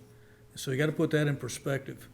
And I understand the concern of, you want sustained revenue. The other comment I have, just general, is the actual revenues don't meet the budget projections, and there's a delta, which was clear in your slide. But why is that? We're obviously over budgeting. I've always said we should live within our means. So, if I've got a job and I'm making $5,000 a month, my budget does not exceed $5,000 a month. But the city seems to. That makes no sense. Your expectations are higher than the money you've got coming in. That would be like if my budget was $5,000 a month, actual money I'm making, that I would decide to spend $6,000. Well, clearly I'm going to be in debt forever. That doesn't make any sense. So I think we also got to take a hard look at why is there a delta between what we're budgeting and actual revenues. We need to figure out how to make those two closer. And I know it's a little bit of guesswork on the sales tax part, but having $1 million difference in that every year, that just doesn't make a lot of sense to me. So, So when I guess to answer his question, even though the mill levy went up, the city general fund didn't get the money because it got spent by RCPD, the library, Correct. fire replacement, stuff like that. We've actually reduced the mill levy in the general fund to keep the same level of funding in the general fund. So yeah, there's the My overall mill comment- levy and there's the general fund mill Yeah, levy. my comments have been about the general fund. That- They have not been about the overall mill levy. When I talk about general fund and I talk about the mill levy, since 2018, the actual value of 3.9 million has not moved. We've actually decreased the mill levy several times in order to maintain the 3.9 million going into the general fund. And we did have a 3.5 mil increase last year, and 2.5 mils went to RCPD. Yeah, see, I agree. You're looking at it different than I am and the taxpayers, because you're farther down in the weeds and you're saying, okay, I'm just going to look at the amount of property tax goes in the general fund. But the homeowner out there doesn't care. And I He doesn't understand. care. He's looking at, the general property.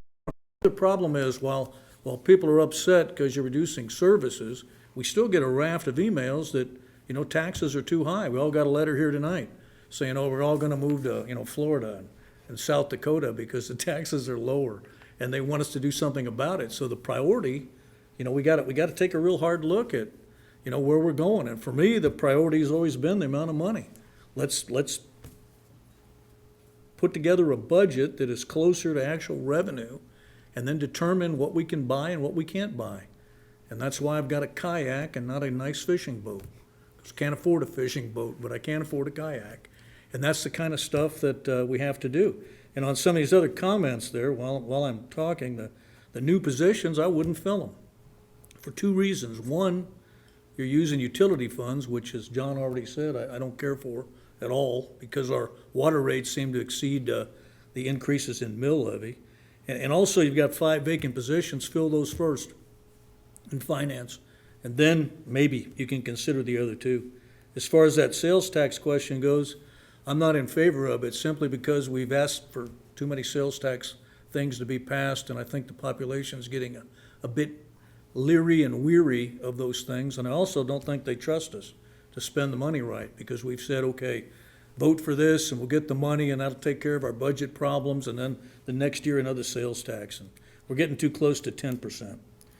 As far as fees for, various services, I do think you've got to increase those. And I realize, a few years ago, we went into how could we break even on the pools, and it was some astronomical number like $15 admission, to break even. And so I don't think we'll get all the way to the break-even point on some things. But we need to increase it, and I sent some specifics, which I won't go over on what we could do for Parks and Rec, but I'm also in favor of having a city pass for services and 2 rates when you buy those. One for city residents that pay property tax, and a higher rate for those that are not city residents. Just like when we sell water. If you're over in Pot County, your water bill's much higher than it is in the city because you don't pay city property tax. And I really think, we should go ahead and do that. And then some of the other things we need to cut, we're always afraid to deal with outside services. They always come in and want more money. I don't think they should get any increase this year, especially outside services that deal with the general fund, as Jason would say. And I'm not that concerned about special alcohol fund or transient guest tax. But any impact on the general fund, we got to just say flat no. Because what's happening? That's being absorbed by Parks and Rec. That's crazy. That's crazy to have outside agencies do that. So I would really not in favor of increasing that. And then I also want to see, those $3 million ARPA funds. They need to be used for RCPD and Parks and Rec and Public Works. And even if it is short-term, that's still the way I want to go on that. Are you saying the extra 2.6 million or the 3 million for year, the regular? That extra amount, that 2.6 that was sitting there, because again, if we use it against RCPD, it'll at least take care of their increases for the next 3 or 4 years, and then that'll help the general fund, which I think is good. Besides general property taxes, people always want to talk about roads and potholes. And so again, I'd like to put some of the money there. And then the Parks and Rec issue, we need to come to grips with it. Yeah, I want to go ahead and get my list finished here. And really, it had to do with a lot of stuff that came up with a lot of our meetings with Parks and Rec, because I do think we need to change the paradigm and start looking at some other revenue sources.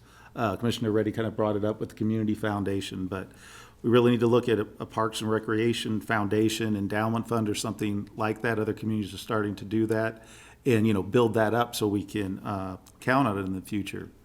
And we need to look at corporate, private sector sponsorships for a lot of things. I mean, if we're doing an Arts in the Park and it's $50,000 for that band or whatever, can we get a partner or a sponsorship for that? Advertising revenues. We talked about it in the meetings about why in the outfields don't we have signs to advertise. Now, I heard a story, and I don't know if it's true or not, that someone brought that up a couple of years ago, and it was said, well, we're not salespeople. Well, I think we need to be salespeople, and we need to be out there doing it. Do I think that's going to bring in a ton of money? No, but it's strange. We don't do it, and everyone else, kind of does it. When I was, working for Foot Locker, if I had it, I'd have had a sign out there. I mean, just to get it out there. I know we do facility rentals, and that's, something we need to consider. Again, agree with Usha on the transient guest tax. She brought up specifically about for the rec centers because they're bringing from out of town things. I think there even is it's a little room we could even raise that. I'm not for the sales tax increase. And obviously we need to get a new Parks and Rec director, and I think we really need to look for an entrepreneurial, innovative person there that's really going to be able to work a lot with volunteers, work a lot with the private sector, work with the nonprofit sector. We need to look at that experience because we need to change that paradigm. And they also need to be able to use a variety of formats. By that I mean whether it's club sports taking over, whether it's the city running it, whether it's an individual, but Parks and Rec is still responsible for the whole inventory of programs. So if there's a private guy who's taking care of adult softball, the Parks and Rec needs to keep working with him and knowing what's going on. If that person all of a sudden is going to leave, we don't just drop the program. Hopefully he has somebody. If they don't, then maybe we have to take it over again for a while, and maybe something else goes out, or we find somebody else to take it. But it's not just a hands-off, wash our hands of the program. We need to kind of approach it from that standpoint. And then we talked about it at a retreat. I brought it up when Chamber of Commerce did their presentation about an economic development retail initiative. And I know Jason spoke at our meeting the other day, and so that's kind of the side that's really not growing that much right now. It's more those, companies we're bringing in like Scorpion and some others where we have some great success stories. But we, talked about wanting to do that, and that's a way to raise sales tax without raising rates. We just need to, come up with something. And then with the ARPA funds, I've said a couple other times, I really see those as being a bridge for us, that $2.6 million extra reserve fund money in case the sales tax doesn't come in where we need it, because it's going to need time to do the type of things that, I just talked about. I think they can work and we can build up a lot. They're not going to solve every problem, but I think they can, solve a lot of them, particularly with Parks and Rec. But it'll take us a little bit to get them going. So let's, use that 2.6. I think we can give some to help out the general fund this year, to maybe a little with RCPD, maybe a little with Parks and Recs, but let's keep a chunk of it there. And if this sales tax holds in at 800,000 over and we can't hire people, maybe we're not using any of that. We actually add to it at the end of the year, and it provides us some more cushion, going forward. Linda brought up that meeting with Parks and Rec. Ed talked to me also about that, and I think that's something that I'd really like to see with the, commission kind of having a nice little town hall back and forth with the Parks and Rec board to see what we can come up with. I was planning to bring that up during the planning part. And that's kind of my input. Yeah, I left one thing off because I know Ron asked, well, if you're gonna, what can we reduce here? I took some time and I guess finance could provide it maybe better breakout. It's item 49.05 on your list there, which is dues and memberships. And, I just added them up quickly, and, we spent, or planning on spending, close to $93,000 on dues and memberships. And that just seems to me to be extravagant. If you're doing lean management and Jason's trying to tweak Parks and Rec, why in the devil are we paying all these dues to various organizations? And we need to just scrap some of them. They're not essential. They're not essential. What's the priority? Paying dues to some organization that sends us a magazine, or Parks and Rec? In my mind, it's Parks and Rec. And I would go, farther, and I haven't dug into it as deep, but, all the various travel expenses we've got here. How many of those are essential and how many of them aren't? And some are. I know the fire department and people have to go to certain training and you've got to go to certain things to get certified. But how many of these are just things that you go to that there's no real return? And there's a lot of money to be saved there, because now we are going to take $100,000 from transient guest tax to help the general fund. But think about that, $92,000 spent on memberships? You got to take a real hard look at that. And I haven't looked at each one individually because it probably wouldn't appear unless we got a printout of that code 4905, which would be listed there. But what I couldn't find in that is we're paying dues to the Flint Hills Regional Council. And I didn't see that anywhere. I think that's around $45,000 a year because they increased what we're paying. That's paid out of industrial promotion. That's a different fund. That'll be Okay, that's why I didn't see it there, all right. Because the MPO was in there under one of the others. But I really think we need to take a hard look at all those things, because I see them as not really focused on the core city functions. And let's get rid of some of them. And like I use the example, I may be wrong, staff would maybe correct me. We're members of the National League of Cities and the Kansas League of Cities. Why don't we just do the Kansas League of Cities? Because at least it's local, and the national one will probably feed information to the Kansas one, but why have both? So I've got a number of them that I would just slash off of there, and then there's revenue that can be used for something that fits our priorities better. I did forget to mention one thing. I would like to better understand what's happening with the youth sports, and if there's any kind of a written relationship, a written agreement with those clubs and the city. It seems like they're using our facilities, and when I was first elected, one of the biggest gut-wrenching decision I had was, I think it was $2 million to turf the soccer field at Annaberg. And that was like 8 years ago.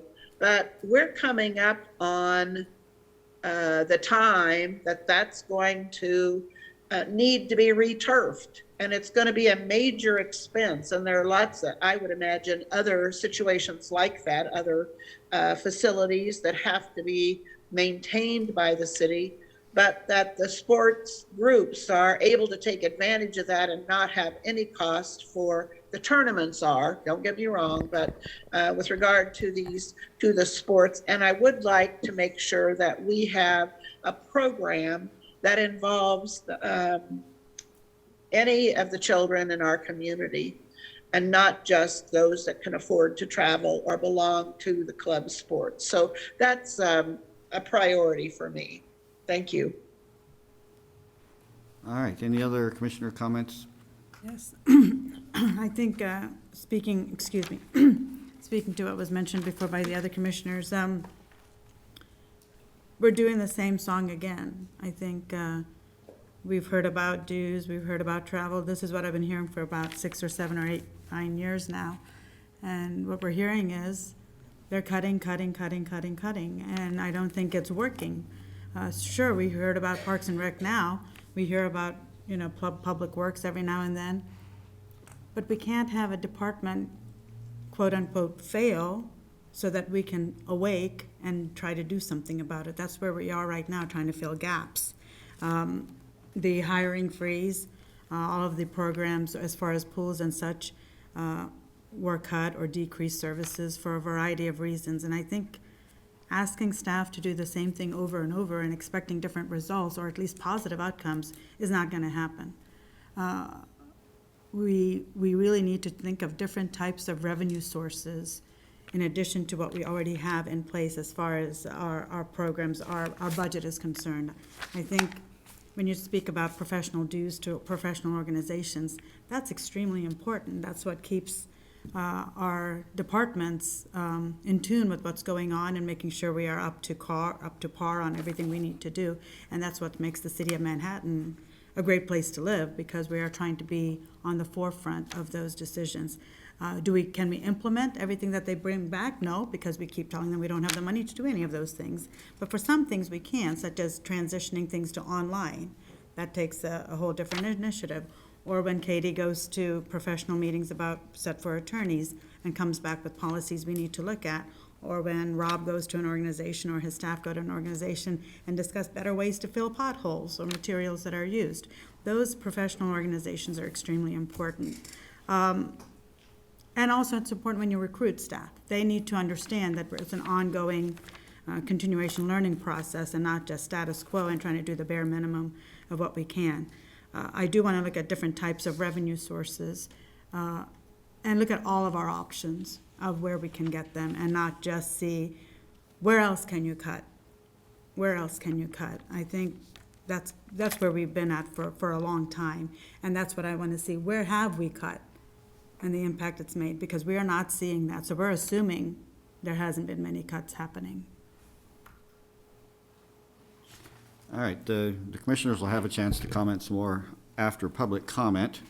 We will now receive public comment. Members of the public in the audience may stand and be recognized to come forward. Please be sure to sign in at the list located at the podium. Please state your name and address and the organization you're representing for the record and for those listening or watching this evening. Each speaker has 5 minutes, can only speak once, and must stop speaking when the timer sounds. Neither the commissioners nor city staff will answer questions or debate an issue. We will take your comments under advisement. Go.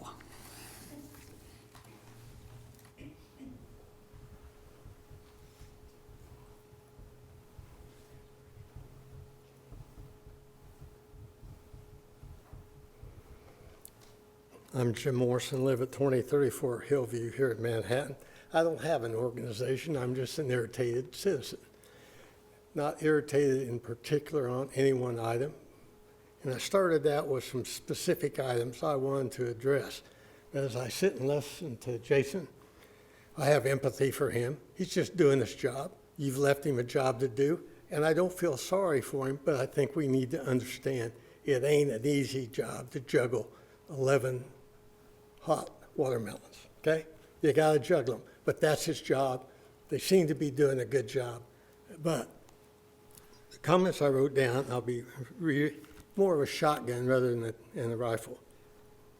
The city worries about what they can do to help the financial issue, quit spending consulting fees for a museum, indoor pool. On the museum statement that the city made, quoted by the Mercury, presumably true, the city has no money in that museum, but you gave up $21 million of revenue for sales tax and others. That is taxpayers' money that you gave away if that was a true statement. Now, I absolutely agree with Mr. Fear's statement in the paper. If you raise taxes, the city get more money. But when I look at it, if it's $3 million, as Jason says, for the sales tax for Parks and Rec, that's as much as their annual budget is now. What's short? What are we going to get? And is it going to be Park and Rec? And what programs? There's been no identification, no commitment that it really is going to be Park and Rec and it's going to fund those deficiencies. And I think that is an irresponsibility that we need to know as taxpayers. I'll probably be voting no because I'm generally a no tax person voter, but we need to know what we're going to get for that $3 million and hold you, the commission, accountable. And they need to be able to tell us, we give you $3 million, which is, I think if I read that stuff right, and I've got bad eyes and I couldn't follow fast enough, their budget's about $3 million now. We're going to double it. What are we going to get? Is it going to fund this new pool that somebody wants? Shouldn't be. That's not sure what I understand as being a deficiency in Park and Rec now.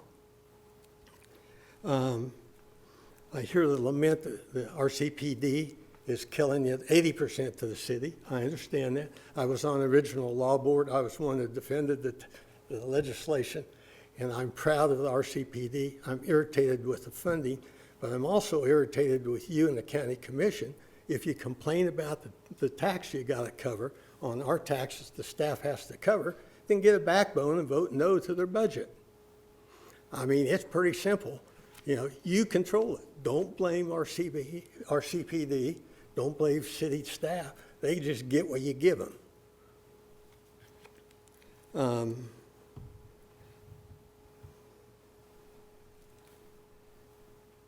The issue also, it seems to me, is there has not been a uniformity of this commission. I will just generally say school board and county commission because you all lump together because we taxpayers see as one lump. And so you do have a part and parcel of the pain that the taxpayers see.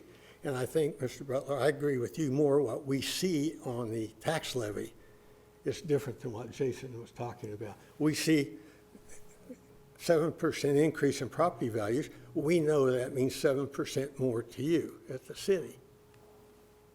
Although it's a smaller percent than the schools and those, I understand that. You still see more money. And we don't see an accounting for that. So I personally hold you, the commission, accountable for telling staff to be responsible to do what you want to do. It's not staff. It's not their fault. They bring you, I want to do this, and so I call the city staff and say, oh, I'd like a new tennis court out in my neighborhood. If 5 of us say that, is that something that ought to come to you? If you can't say no, you don't have backbone to say no, we'll say in the future, maybe if. I mean, I know politicians don't win by saying no. Nobody's ever won an election by saying no to anything that seems to be pleasant, popular, and modern, okay? At least have the courage to say, not now, down the road when we can afford it. Also concerned in the paper, again, got to rely on the paper, got to rely on my credibility in reading and understanding what they write. If our debt limit is $380 million and we're at $350, we got $30 million left of debt limit, that is of concern. So I think it's the commission's responsibility. I hire an architect to build me a house and say, just build me what you think I want. I'm going to get a giraffe, an elephant, or a gazebo. You got to tell them they need to know what your instructions are so they don't get wishy-washy with you and they don't get mixed signals. I think it's your fault. Thank you. All right. Anybody else want to comment on anything on the budget that we discussed tonight?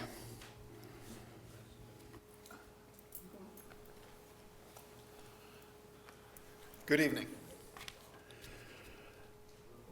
Okay. Not my first rodeo, Mark.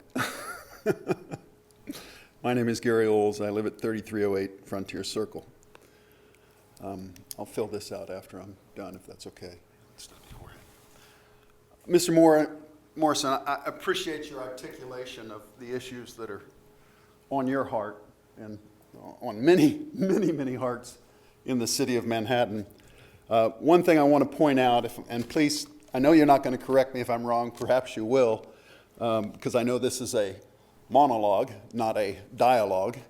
But as I understand it, Mr. Morrison pointed out about getting a backbone and saying no. The reality is, as I understand the legislation, you can't say no. The only person that can say no, not person, the only group that can say no is the RCPD board. That's my understanding. So the county down here to the east has to pay, you all have to pay. That's just the reality of it. Once again, I spoke to this a few weeks ago. We got to find a way to get all elected officials on the RCPD board. End of story. Because those people are accountable every election. Those people who are appointed, we appreciate the service, but they're not accountable to the citizens. Not at all. So you can take them to lunch, you can take them to dinner, but if they believe in an increase in the budget, that's going to happen, and that's just the end of the story. I also want to take a minute and compliment Rena on the presentation as well as Jason. What good information. Difficult to see, but that's just the technology because it's not perfect.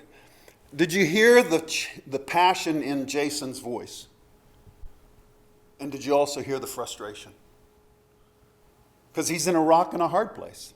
Now, if I understood him correctly, please nod your head.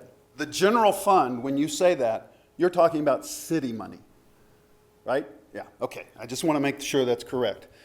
So I don't know that this is possible, and I just want to plant this as a seed. I don't know that it's even practical, but is there any way for the public to know clearly every year when budget rolls around that this is the RCPD budget, this is the city budget.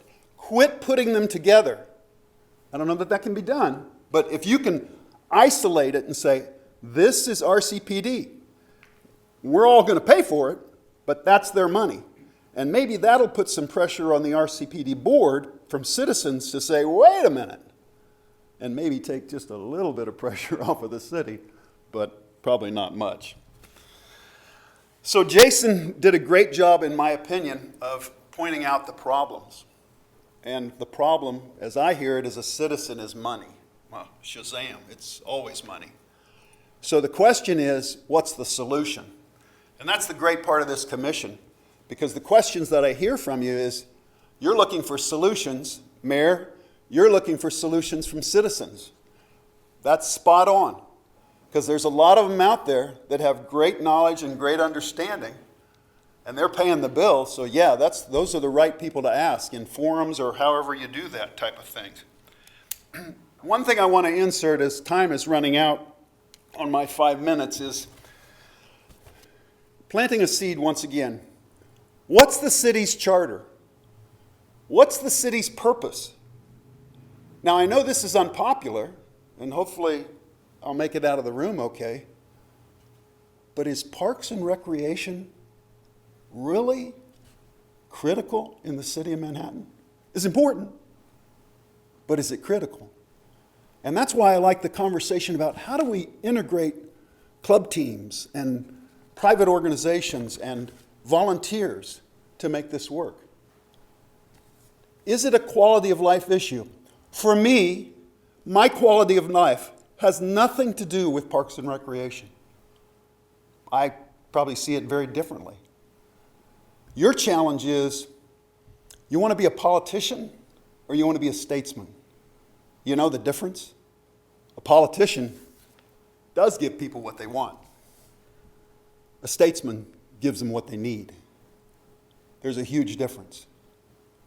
And that's important, because we can't be all things to all people.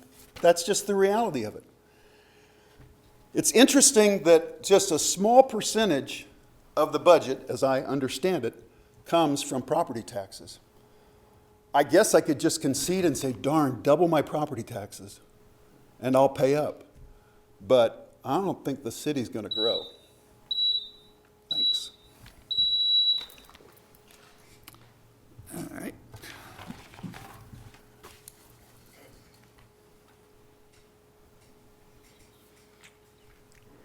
Good evening. Welcome. Jamie Morris Hardiman, 1822 Laramie. I wasn't going to speak, but I agree with Mr. Olds. I think we would say that, but I agree with you on what you said about the law board. So in my 4 years on the city commission, multiple times I served on the law board. I served as the chair of the law board. From the beginning of that time, I thought that the law board should be composed of the city and county commission, because I was tired of coming back to meetings and hearing commissioners that were not on the law board say, it's not my fault, the budget's so high, I can't have any control of that, I don't sit on the law board. In my mind, it's not different than a city department. We don't ask people from the public to serve on the group that decides the fire department's budget. I don't think we should do that either for the law board. I think it should be city and county commissioners. While I was chair of the law board, we instituted the advisory board, which is a great opportunity for people to participate in what happens at the police department, have input into RCPD, but fiscally, the responsibility lies with the elected officials, and I think they are the ones who should be serving on that board. Thanks. Thank you. Anyone else? Oh, thank you.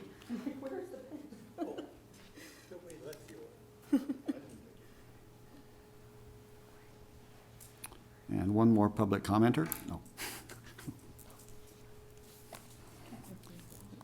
With your permission, 30 while I was seconds. sitting there, my shotgun didn't have all the shot go the same direction. I want to remind us what we heard from your staff that said ARPA is not good for long-term funding because it runs out and leaves you. Same way sales tax, 10 years, you're stuck with $3 million going and you haven't got a plan how you're going to survive with Parks and Rec. If the $3 million goes there, you're just as bad a shape as using ARPA forever, as long as it runs out, and then say, raise taxes because we don't got it. Thank you. All right. Anybody else going once? Not fast enough.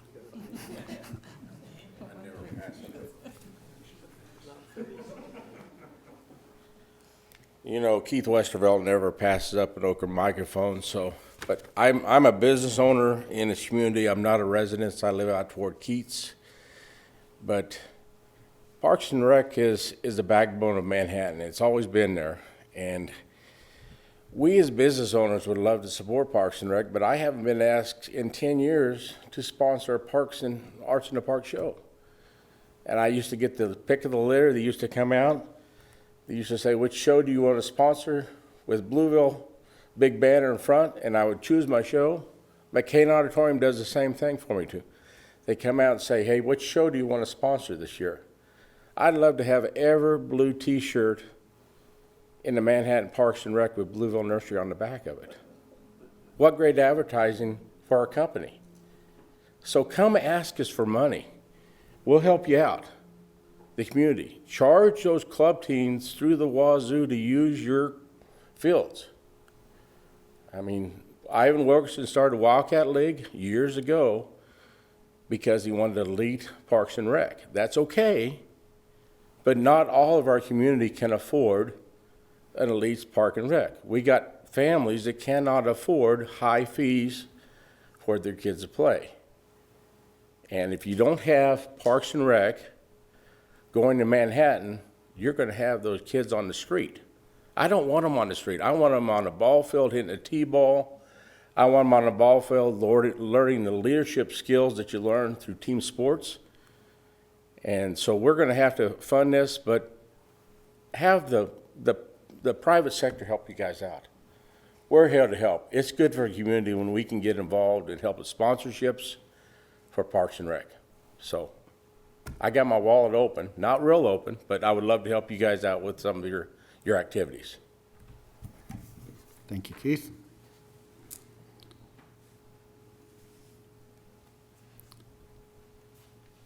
I think we have time for one more, just one more.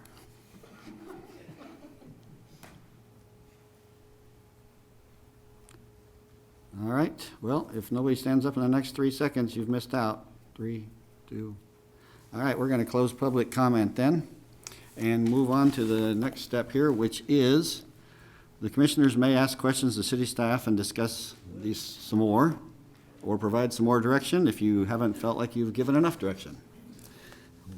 Anybody else want to weigh in? No, I'm good, but we're still going to do that planning part after this is over. Yeah. Yep. Mayor, you got anything else you want to comment on before we end the budget work session?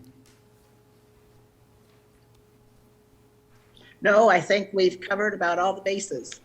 Okay. And I really appreciate those members of the public that came to the meeting and weighed in with us. I think it's helpful. Okay, thank you. So, I don't know if you got enough direction to where you've got your questions answered yet. Probably not quite. Well, we got a lot of feedback, a lot to ponder. You know, I heard certainly majority support for looking at our fee structures, certainly sponsorships, those aspects, work with the community foundation, other components relative to specific Parks and Rec. Didn't sound like there was support for moving forward with the sales tax question, so that would be something we'd have to prepare pretty quick to get on your August agenda. With regard to other components, you know, it's just understood the concerns, trying to be there, the try to figure out some of the flexible use of the ARPA funds. There seemed to be a majority support for looking at some of that 2.6, so for that component of that. And so we'll come back with some of that direction and results and see where we're at. I will just say that relative to the comment was made, we do budget for full employment. And that's where, when we're not at full employment, there is some savings there. But that savings is only there if the revenue was there to fund the full budget anyway. And that's the decline that you see. That's what we tried to express, and I think Jason did an excellent job of explaining that. So that's our challenge in amongst of all the other expenses we've had. So. And the thing with the law board and RCPD is they got their money no matter what. They get, And so if they don't matter of fact, spend it, they still have it. If there's a You don't- delinquency, I've got to write them an extra check. That's right. So, okay, so that's the difference between, a full budget that you're gonna, you're gonna get, and what we operate on. Yeah, I just wanted to say, the 2.6, I know there was discussion among a few of the commissioners, but I do still feel we are using at least 10 to some odd $1 million for city purposes. That was allotted to have maybe a community discussion, how we wanted to use a 2.6.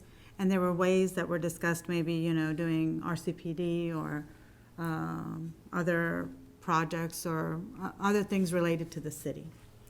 But I do think there should be a community discussion about how the community wants those funds spent.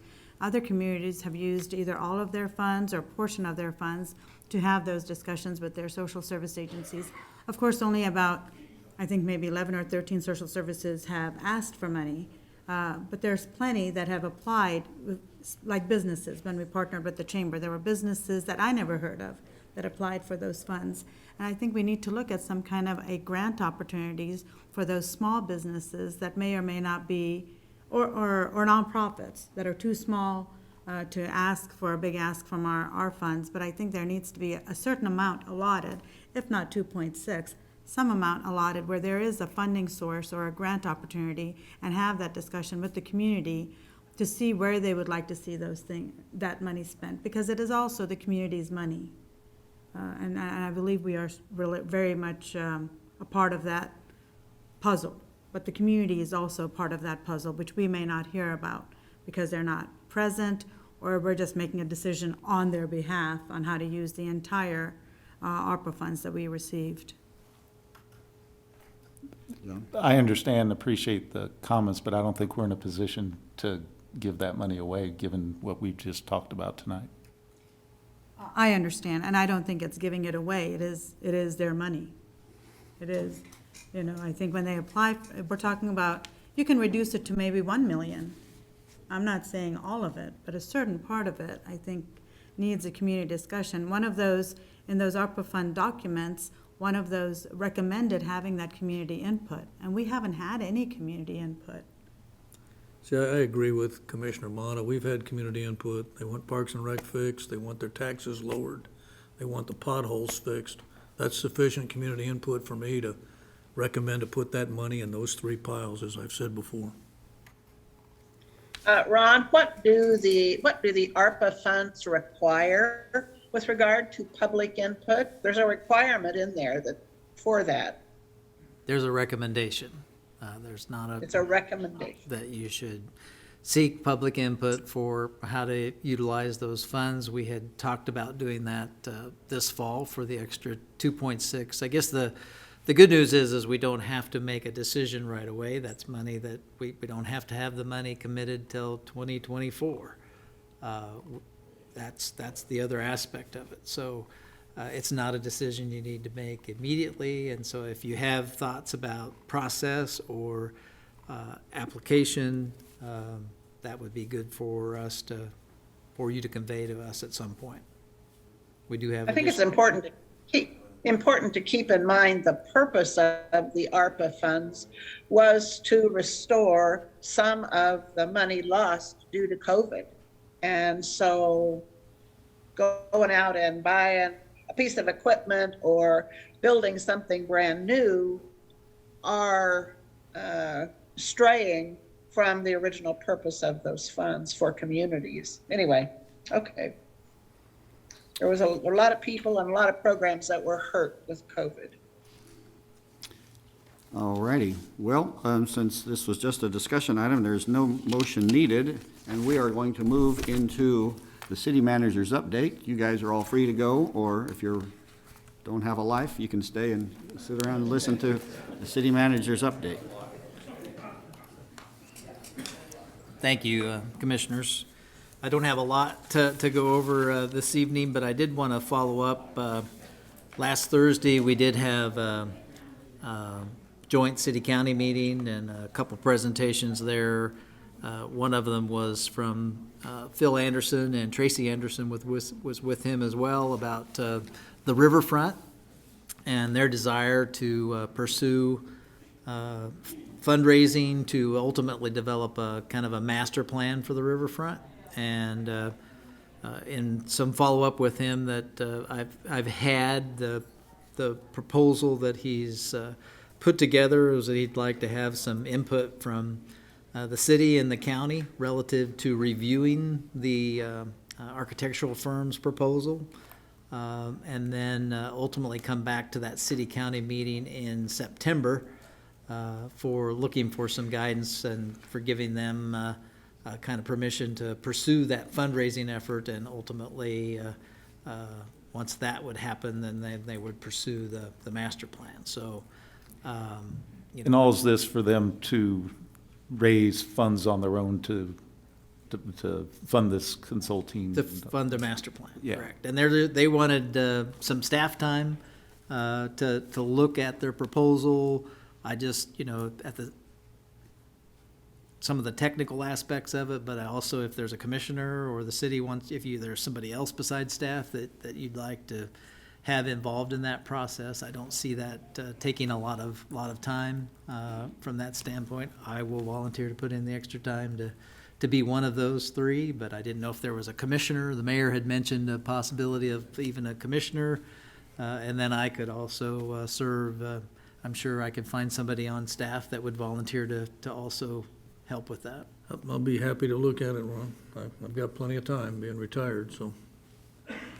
I think it'd be up to the commissioners. It's kind of like somebody that wants to serve on a selection committee, the time to do that. So it'd be similar, so that's something we could just get some feedback on. And if there's a couple of you, then figuring out to decide if there's one, an elected official and two staff, if that's the route you want to take, that's the kind of feedback I'm looking for. What is this for again? It's for the riverfront, is it for? So it's really they have a proposal, I think it's about a 9-page proposal or something like that, from Gina Ford and her group, and it lays out what the process would be and what they're looking at accomplishing for a fee. I want to say it's around $170,000 that they're looking to raise, and then they just want to make sure if they raise those funds and select that firm to do it, that everybody's good with that proposal, that proposal is going to accomplish something of an outcome that you all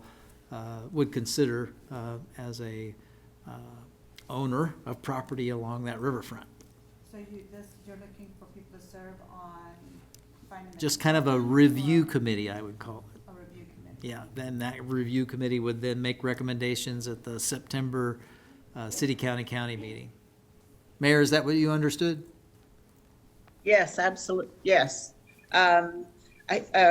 Phil was asking for 3 from the city and 3 from the county. And just for this couple of sessions or in the beginning, and then he will go on and do the fundraising, he and his group.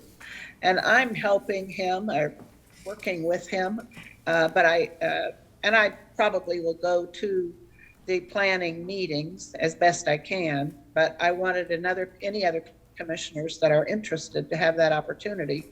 I just think it's a vision, and it might be 10 years before it ever, it could ever happen, but it has to start somewhere with a dream, a vision. And so the first couple of years, the first year, he's going to just get this together and start the fundraising. But we do know that Phil has a track record of being successful in fundraising. And so I'm anxious to turn him loose and see what he can accomplish. But they need some status. There are grants out there eventually, but not this first year. This is for truly the planning. You know how the city does things. It has to plan something like this. And that before you can ever start working on it to develop it. Would it be better, Ron, if you also had another city staff member? Yeah, I'm happy to try and get 3 city staff members but I wanted to give you the opportunity if there's somebody that wanted to participate as well. Yeah, I think 1 commissioner is probably good, unless Linda wants to do it. But I'm happy to have Lynn on board, as long as he's not just a no to everything. It's a free country, both of you can be there. Okay, there you go. So, Well, I can be there as mayor, and I don't have to be on the board. That's how I was thinking of it. So that'd be great, Ron. Please proceed to do that. Okay, thank you. Just on your planning charts then, the August 2nd meeting, we've got a general agenda item scheduled for the nomination of the Yuma Street Historic District.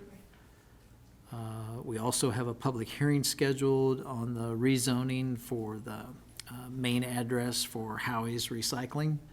That has been, that passed the planning board already, so that'll be coming to you for a rezoning action. And then several consent agenda items. We have the agreement for the last large major project on the North Campus Corridor, Phase 11. This is the intersection of Kimball and Denison.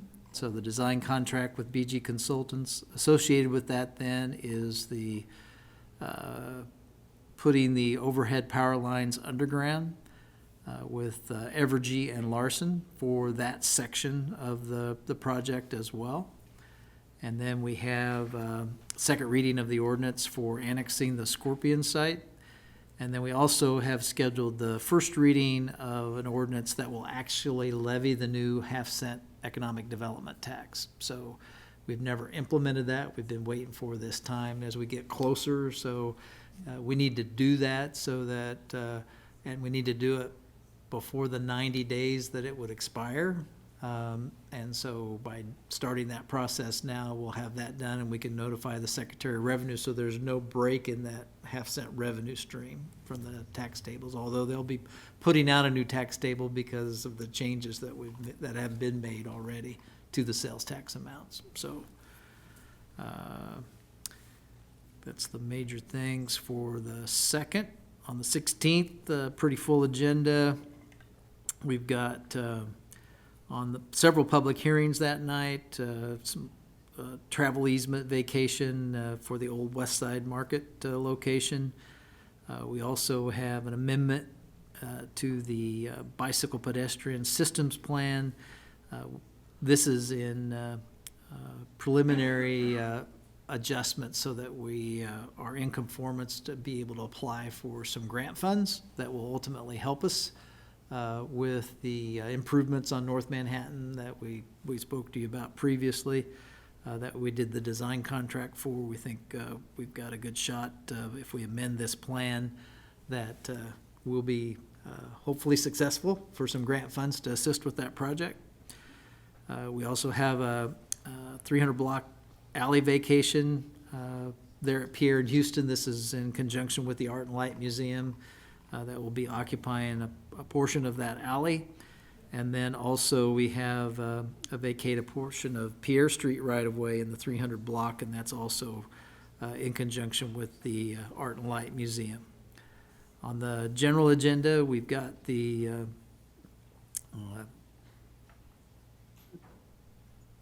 runway reconstruction bids that came in very favorable, so awarding that actual construction contract and issuing the temporary notes for those construction financing and the bonding.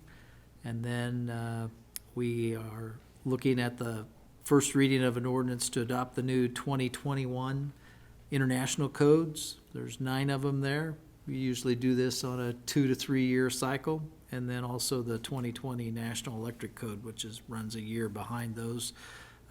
Fire Department and Risk Reduction have been working with all of the stakeholders relative to those codes. And so I think that process has gone well.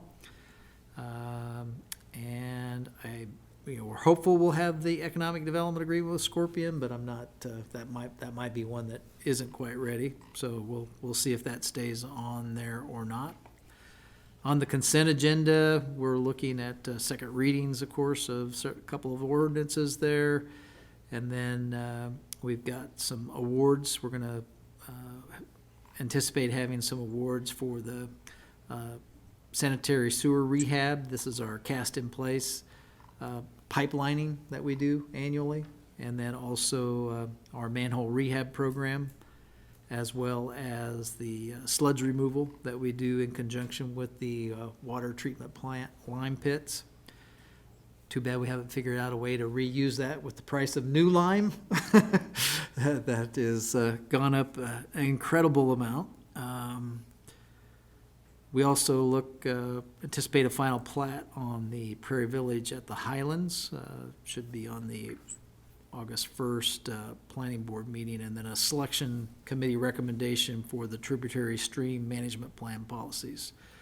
And then also a special event application with alcohol down on Third Thursday's street festival, for your consideration. That's all of the legislative items. On the back on the work sessions, we are looking at then the August 9th at the next work session to be a presentation by the Manhattan Housing Authority on the Carlson Plaza, Colorado Plaza, Senior Center, Garden Grove, all of the things that you heard at the last city-county meeting. Bringing that forward, I know they've got a public meeting later this week at the library, and they're starting to engage with other stakeholders as well about those components. And so obviously you own the parking lot, or we own the parking lot that they want to utilize, and so they want to speak to you more specifically about that. And then have another budget session focusing on utilities, but all of those other specialty funds as well, and just the budget in general. So have some updates relative to some of your questions and inquiries that you had.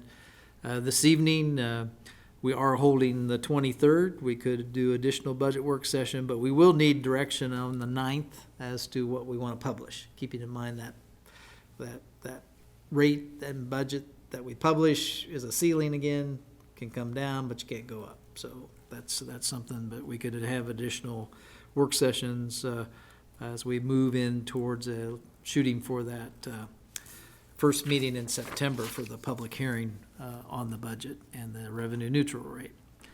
And not planning we have a fifth Tuesday in August, currently not planning a work session on that particular one.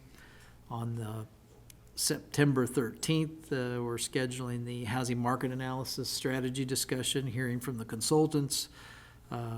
We had talked about inviting the steering committee to also attend that meeting so that you can get input from them. The 27th is the chamber interregion trip. I think the mayor had indicated she might participate in that. I know Commissioner Mott, I believe, said you're Zooming that meeting. So we don't have anything scheduled as of yet, but that's kind of where we're at. And then you did bring up before about looking at having a joint work session with the Parks and Rec Advisory Board, and so where you might want to do that. I know the mayor mentioned the end of August, so where you want to slot that in, or if you want to have a special one, whatever the case may be. So I know their next regular meeting is August 2nd, so this coming Monday is when they'll have their next regular Parks and Rec Advisory Board meeting. So if you got any input on, I mean, you had that one, I don't know what you said about it, that open one on the 23rd, that just to finish the budget stuff that's gonna, you figure is gonna fall out. if there is, it's kind of a hold in case, yeah. But, So, because obviously I'd say Obviously, that, but it's we just related don't to- really know if that, so part of it, I mean, obviously, one of the things you've directed us to is to look at our fee structure. And I appreciated the comment. I think the minimum we ought to look at, especially with a 9% inflation rate. Yeah. I mean, that, even just looking at all of our fees across the board, doing that kind of inflationary adjustment. yeah. And we could talk about that, but I know they really want to have that Sure, other part. no, of it, I yeah. understand, but But it would be a good specifically fit, at yeah. fees and program fees, and even the cost recovery models, those kind of things, and certainly sponsorship activities that we've heard about, the foundation, other aspects, so. At least one commissioner. Yeah. sorry, go ahead, Maybe Mary. look at the week of August the 22nd, which is, that would be that, let me get back to the worksheet, there we go. That work session for us would be on the 23rd, that's open. That would be a good opportunity, or perhaps another night that week. I mean, why not if it's open? There's nothing scheduled. Yep, and if that's a consensus, we can do that. Yeah, Okay, all right. On that subject, there's been volunteering offered by the chamber and obviously Vern and the foundation, and there's other interested parties that would like to help solve the Parks and Recreation problem, I guess, for lack of a better term. And so I don't know if, I heard today that the chamber's got a task force delving deeply into the Parks and Recreation budget, trying to look at it, whatever that means. So is there, I know there's, I would hope that there is some interest in trying to bring all these people that have an interest, and I'm not sure if this meeting on the 23rd we're going to have, I suspect we should invite the chamber people and Vern and the gang, and at least to sit there and then at some point tell them, hey, okay, what's your guys' bright ideas? How can you help? Obviously, there's businesses in town that are willing to pony up some. Maybe there's some, yeah. I was gonna say, we talked with somebody had talked about maybe hiring a marketing intern from K-State or something to be the one that goes out and tries to sell billboards to the people for the outfields and stuff. I don't know, you'd hate to try to get a real ad agency, because they would take too much Well, for themselves and just stuff. as an Go ahead. example, part of the conversation I've had with Vern at the Community Foundation is that's something they do every day, is Yeah. solicit donations. People like giving money to the foundation as opposed to a government. Yep. And so having them serve in that capacity to make those contacts and those calls is something that is certainly on the table. Yeah, good. So as long as that sort of doesn't get poo-pooed away as being unhelpful and not worth pursuing, I want us to make sure that both the business community and the foundation are involved in And any potential solution. he's also talked about helping to form Parks and Rec Foundation, which is something that the Park and Rec Board has talked about in the past as well. And he's suggested something like the School District Foundation, which it's more of an affiliate. They're somewhat independent, but yet they help with it. It's not really part of the Community Foundation Board per se. So anyway, those are just some of the discussion that's happened for some of that. So yes, we can certainly invite those parties as well. And I'm sure there will be lots of public that's interested as well. I think, I see that meeting more general as to discuss the problem. I think the solutions should probably not be just in that 1, 2, 5-hour meeting or whatever it might be. But it should be, if the chamber has formed a task force of some kind, then that should be a broader one where you bring in community members and have plenty of those roundtable problem solutions, SWAT meetings and stuff, and then bring the recommendations again to the Parks and Rec Board or to the City Commission and Parks and Rec Board. But I don't think, I think it's going to take more than just that one meeting, because there are interested parties, and we've heard so many on that Monday, that maybe if we have those emails, have a larger, just a meeting outside of our regular general meetings, where somebody from our staff, a few members from our staff and the chamber, especially if the chamber wants to take that under their wing, then maybe that's something they need to do, kind of like childcare, what they're doing, maybe those, and then bring forth some recommendations, because it's going to take longer than just a 1 or 2 meetings. It's going to be a long-term plan, and maybe that's the plan, a strategic plan of some kind that we can work on to fund those. But I think we are all interested to see how anybody can participate at any level, and they have that larger arm to do that with.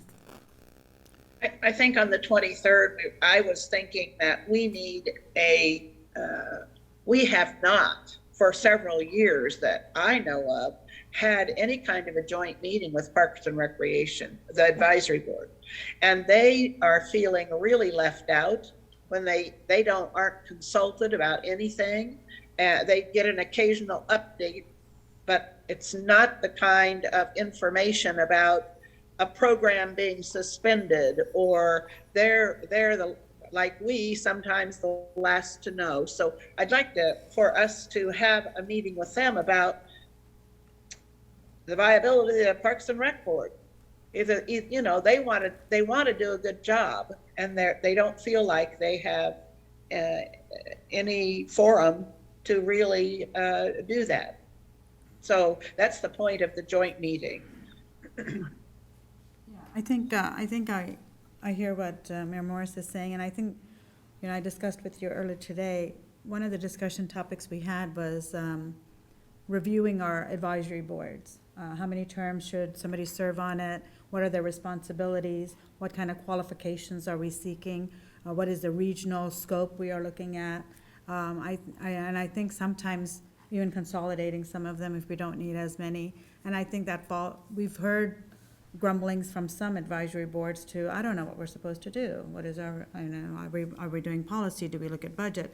And I think if it's not clear, they may have an orientation, I don't know, but I think that was something we were working on. So if we can continue to work on that and come up with something in the next month or two, that would be great. Because I think when we were having one of those talks in the parking lot after the meeting, there was a discussion of some boards having somebody serve for like 20 years. but things in Parks and Rec have changed, or on the airport board have changed, or on Board of Zoning Appeals have changed. So I think those are discussions we need to have, and I'm sure Parks and Rec Board is not the only one that's unsure of their responsibilities. And to be clear, for our city staff as well as everybody else. So just for a future agenda. I know Sure, we'll no, look at it. and actually, we've been working on that aspect and approaching that, trying to lay out kind of some of our, at least our observations and some of our challenges that we have. And, you know, and each mayor who's made appointments can relate to the challenges they have in getting people to interested in being appointed. So we think there are some opportunities for adjustment, but clearly, I don't know whether it's a post-COVID thing or what, but there are folks that are anxious to do some things, and some of those things aren't necessarily within their current charge. And so a lot of them want to be more independent and as opposed to an advisory board. And so that creates issues and challenges for us in relationships as board liaisons, trying to say, well, you're not really, you're kind of outside your scope right now. So having that review and that discussion about, you know, what is their purpose, what are their bylaws, and even, you know, a suggestion was made for the opportunity to consolidate boards that are maybe doing some duplication work. So, we're planning to get that to you. I can't tell you how soon, but I'd say certainly within a month and maybe in a couple weeks. And then we can figure out how it lays into the timeline for things. But I don't know that we'd be ready to have that conversation specifically about the Parks and Rec Board at that 23rd meeting. So, appreciate that feedback. One last thing, and I would just want to throw that out and see if I've got at least two commissioners that would like to pursue this, but at the next meeting, I'd like to have an executive session to discuss personnel matters of non-elected officials. I think that I would like the commission and to have some discussions with the city manager and for us to be able to, you know, give our input and just have a little update in that regards. Yeah, I agree, because we can't really discuss some of the things we want to because it's confidential. It's HR, so we need to do that in executive session so we can get a little bit further down in the weeds so that we can decipher some of these emails we've been getting a little bit better. That's the idea. And there's three, if you need three.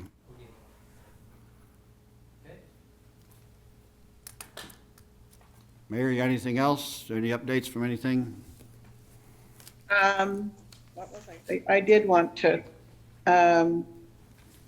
well, just to encourage anyone who's still listening to apply to serve on some of, having just talked about our boards and committees, to sign up for them. Sometimes right now, I think there's a vacancy on the cemetery board. Can't seem to get anybody to sign up for that. I used to say, well, I'd like to serve on any board but the cemetery board. And you know, the longer time goes on, I find that cemetery board more interesting than ever with the subject of natural burials and columbariums. And there are just lots of things that someone might be eager to learn about by serving on our cemetery board. So I'd encourage you to take a look at those on the city's website. And one thing I wanted to ask about, I saw something that's coming up about the 1200 block of Kearney Alley. What is that about?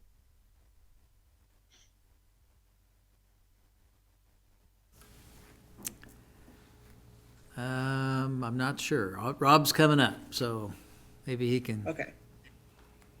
figure it out. I don't mean to hit you cold. I figured you'd have it right on the, I figured you'd know. Sorry. Director of Public Works, City of Manhattan. 1200 block Kearney, that has to do with the bids that came in over the engineer's estimate, and ultimately it's over the petition amount for paving that alley. So we're gonna have to deal with that issue. what is the percent of the benefit district? Oh, I believe it's 100% benefit, well, there's a stormwater component, I don't have the numbers in front of me, but That's okay. there's a stormwater, general. the paving, I believe, is 100%, but there is a stormwater component that we're paying 100% of, which is consistent with what we've done with other projects. If need the exact percentages, we can certainly get that for you tomorrow. No, that's sufficient. Just knowing that the city's gonna be doing the stormwater part because, Yep. because it's past time, but the surface then would be paid for by the benefiting parties. That is correct, all the adjacent property owners. Yep. Yeah, very good. Thank you. I appreciate that. I don't want to be giving away.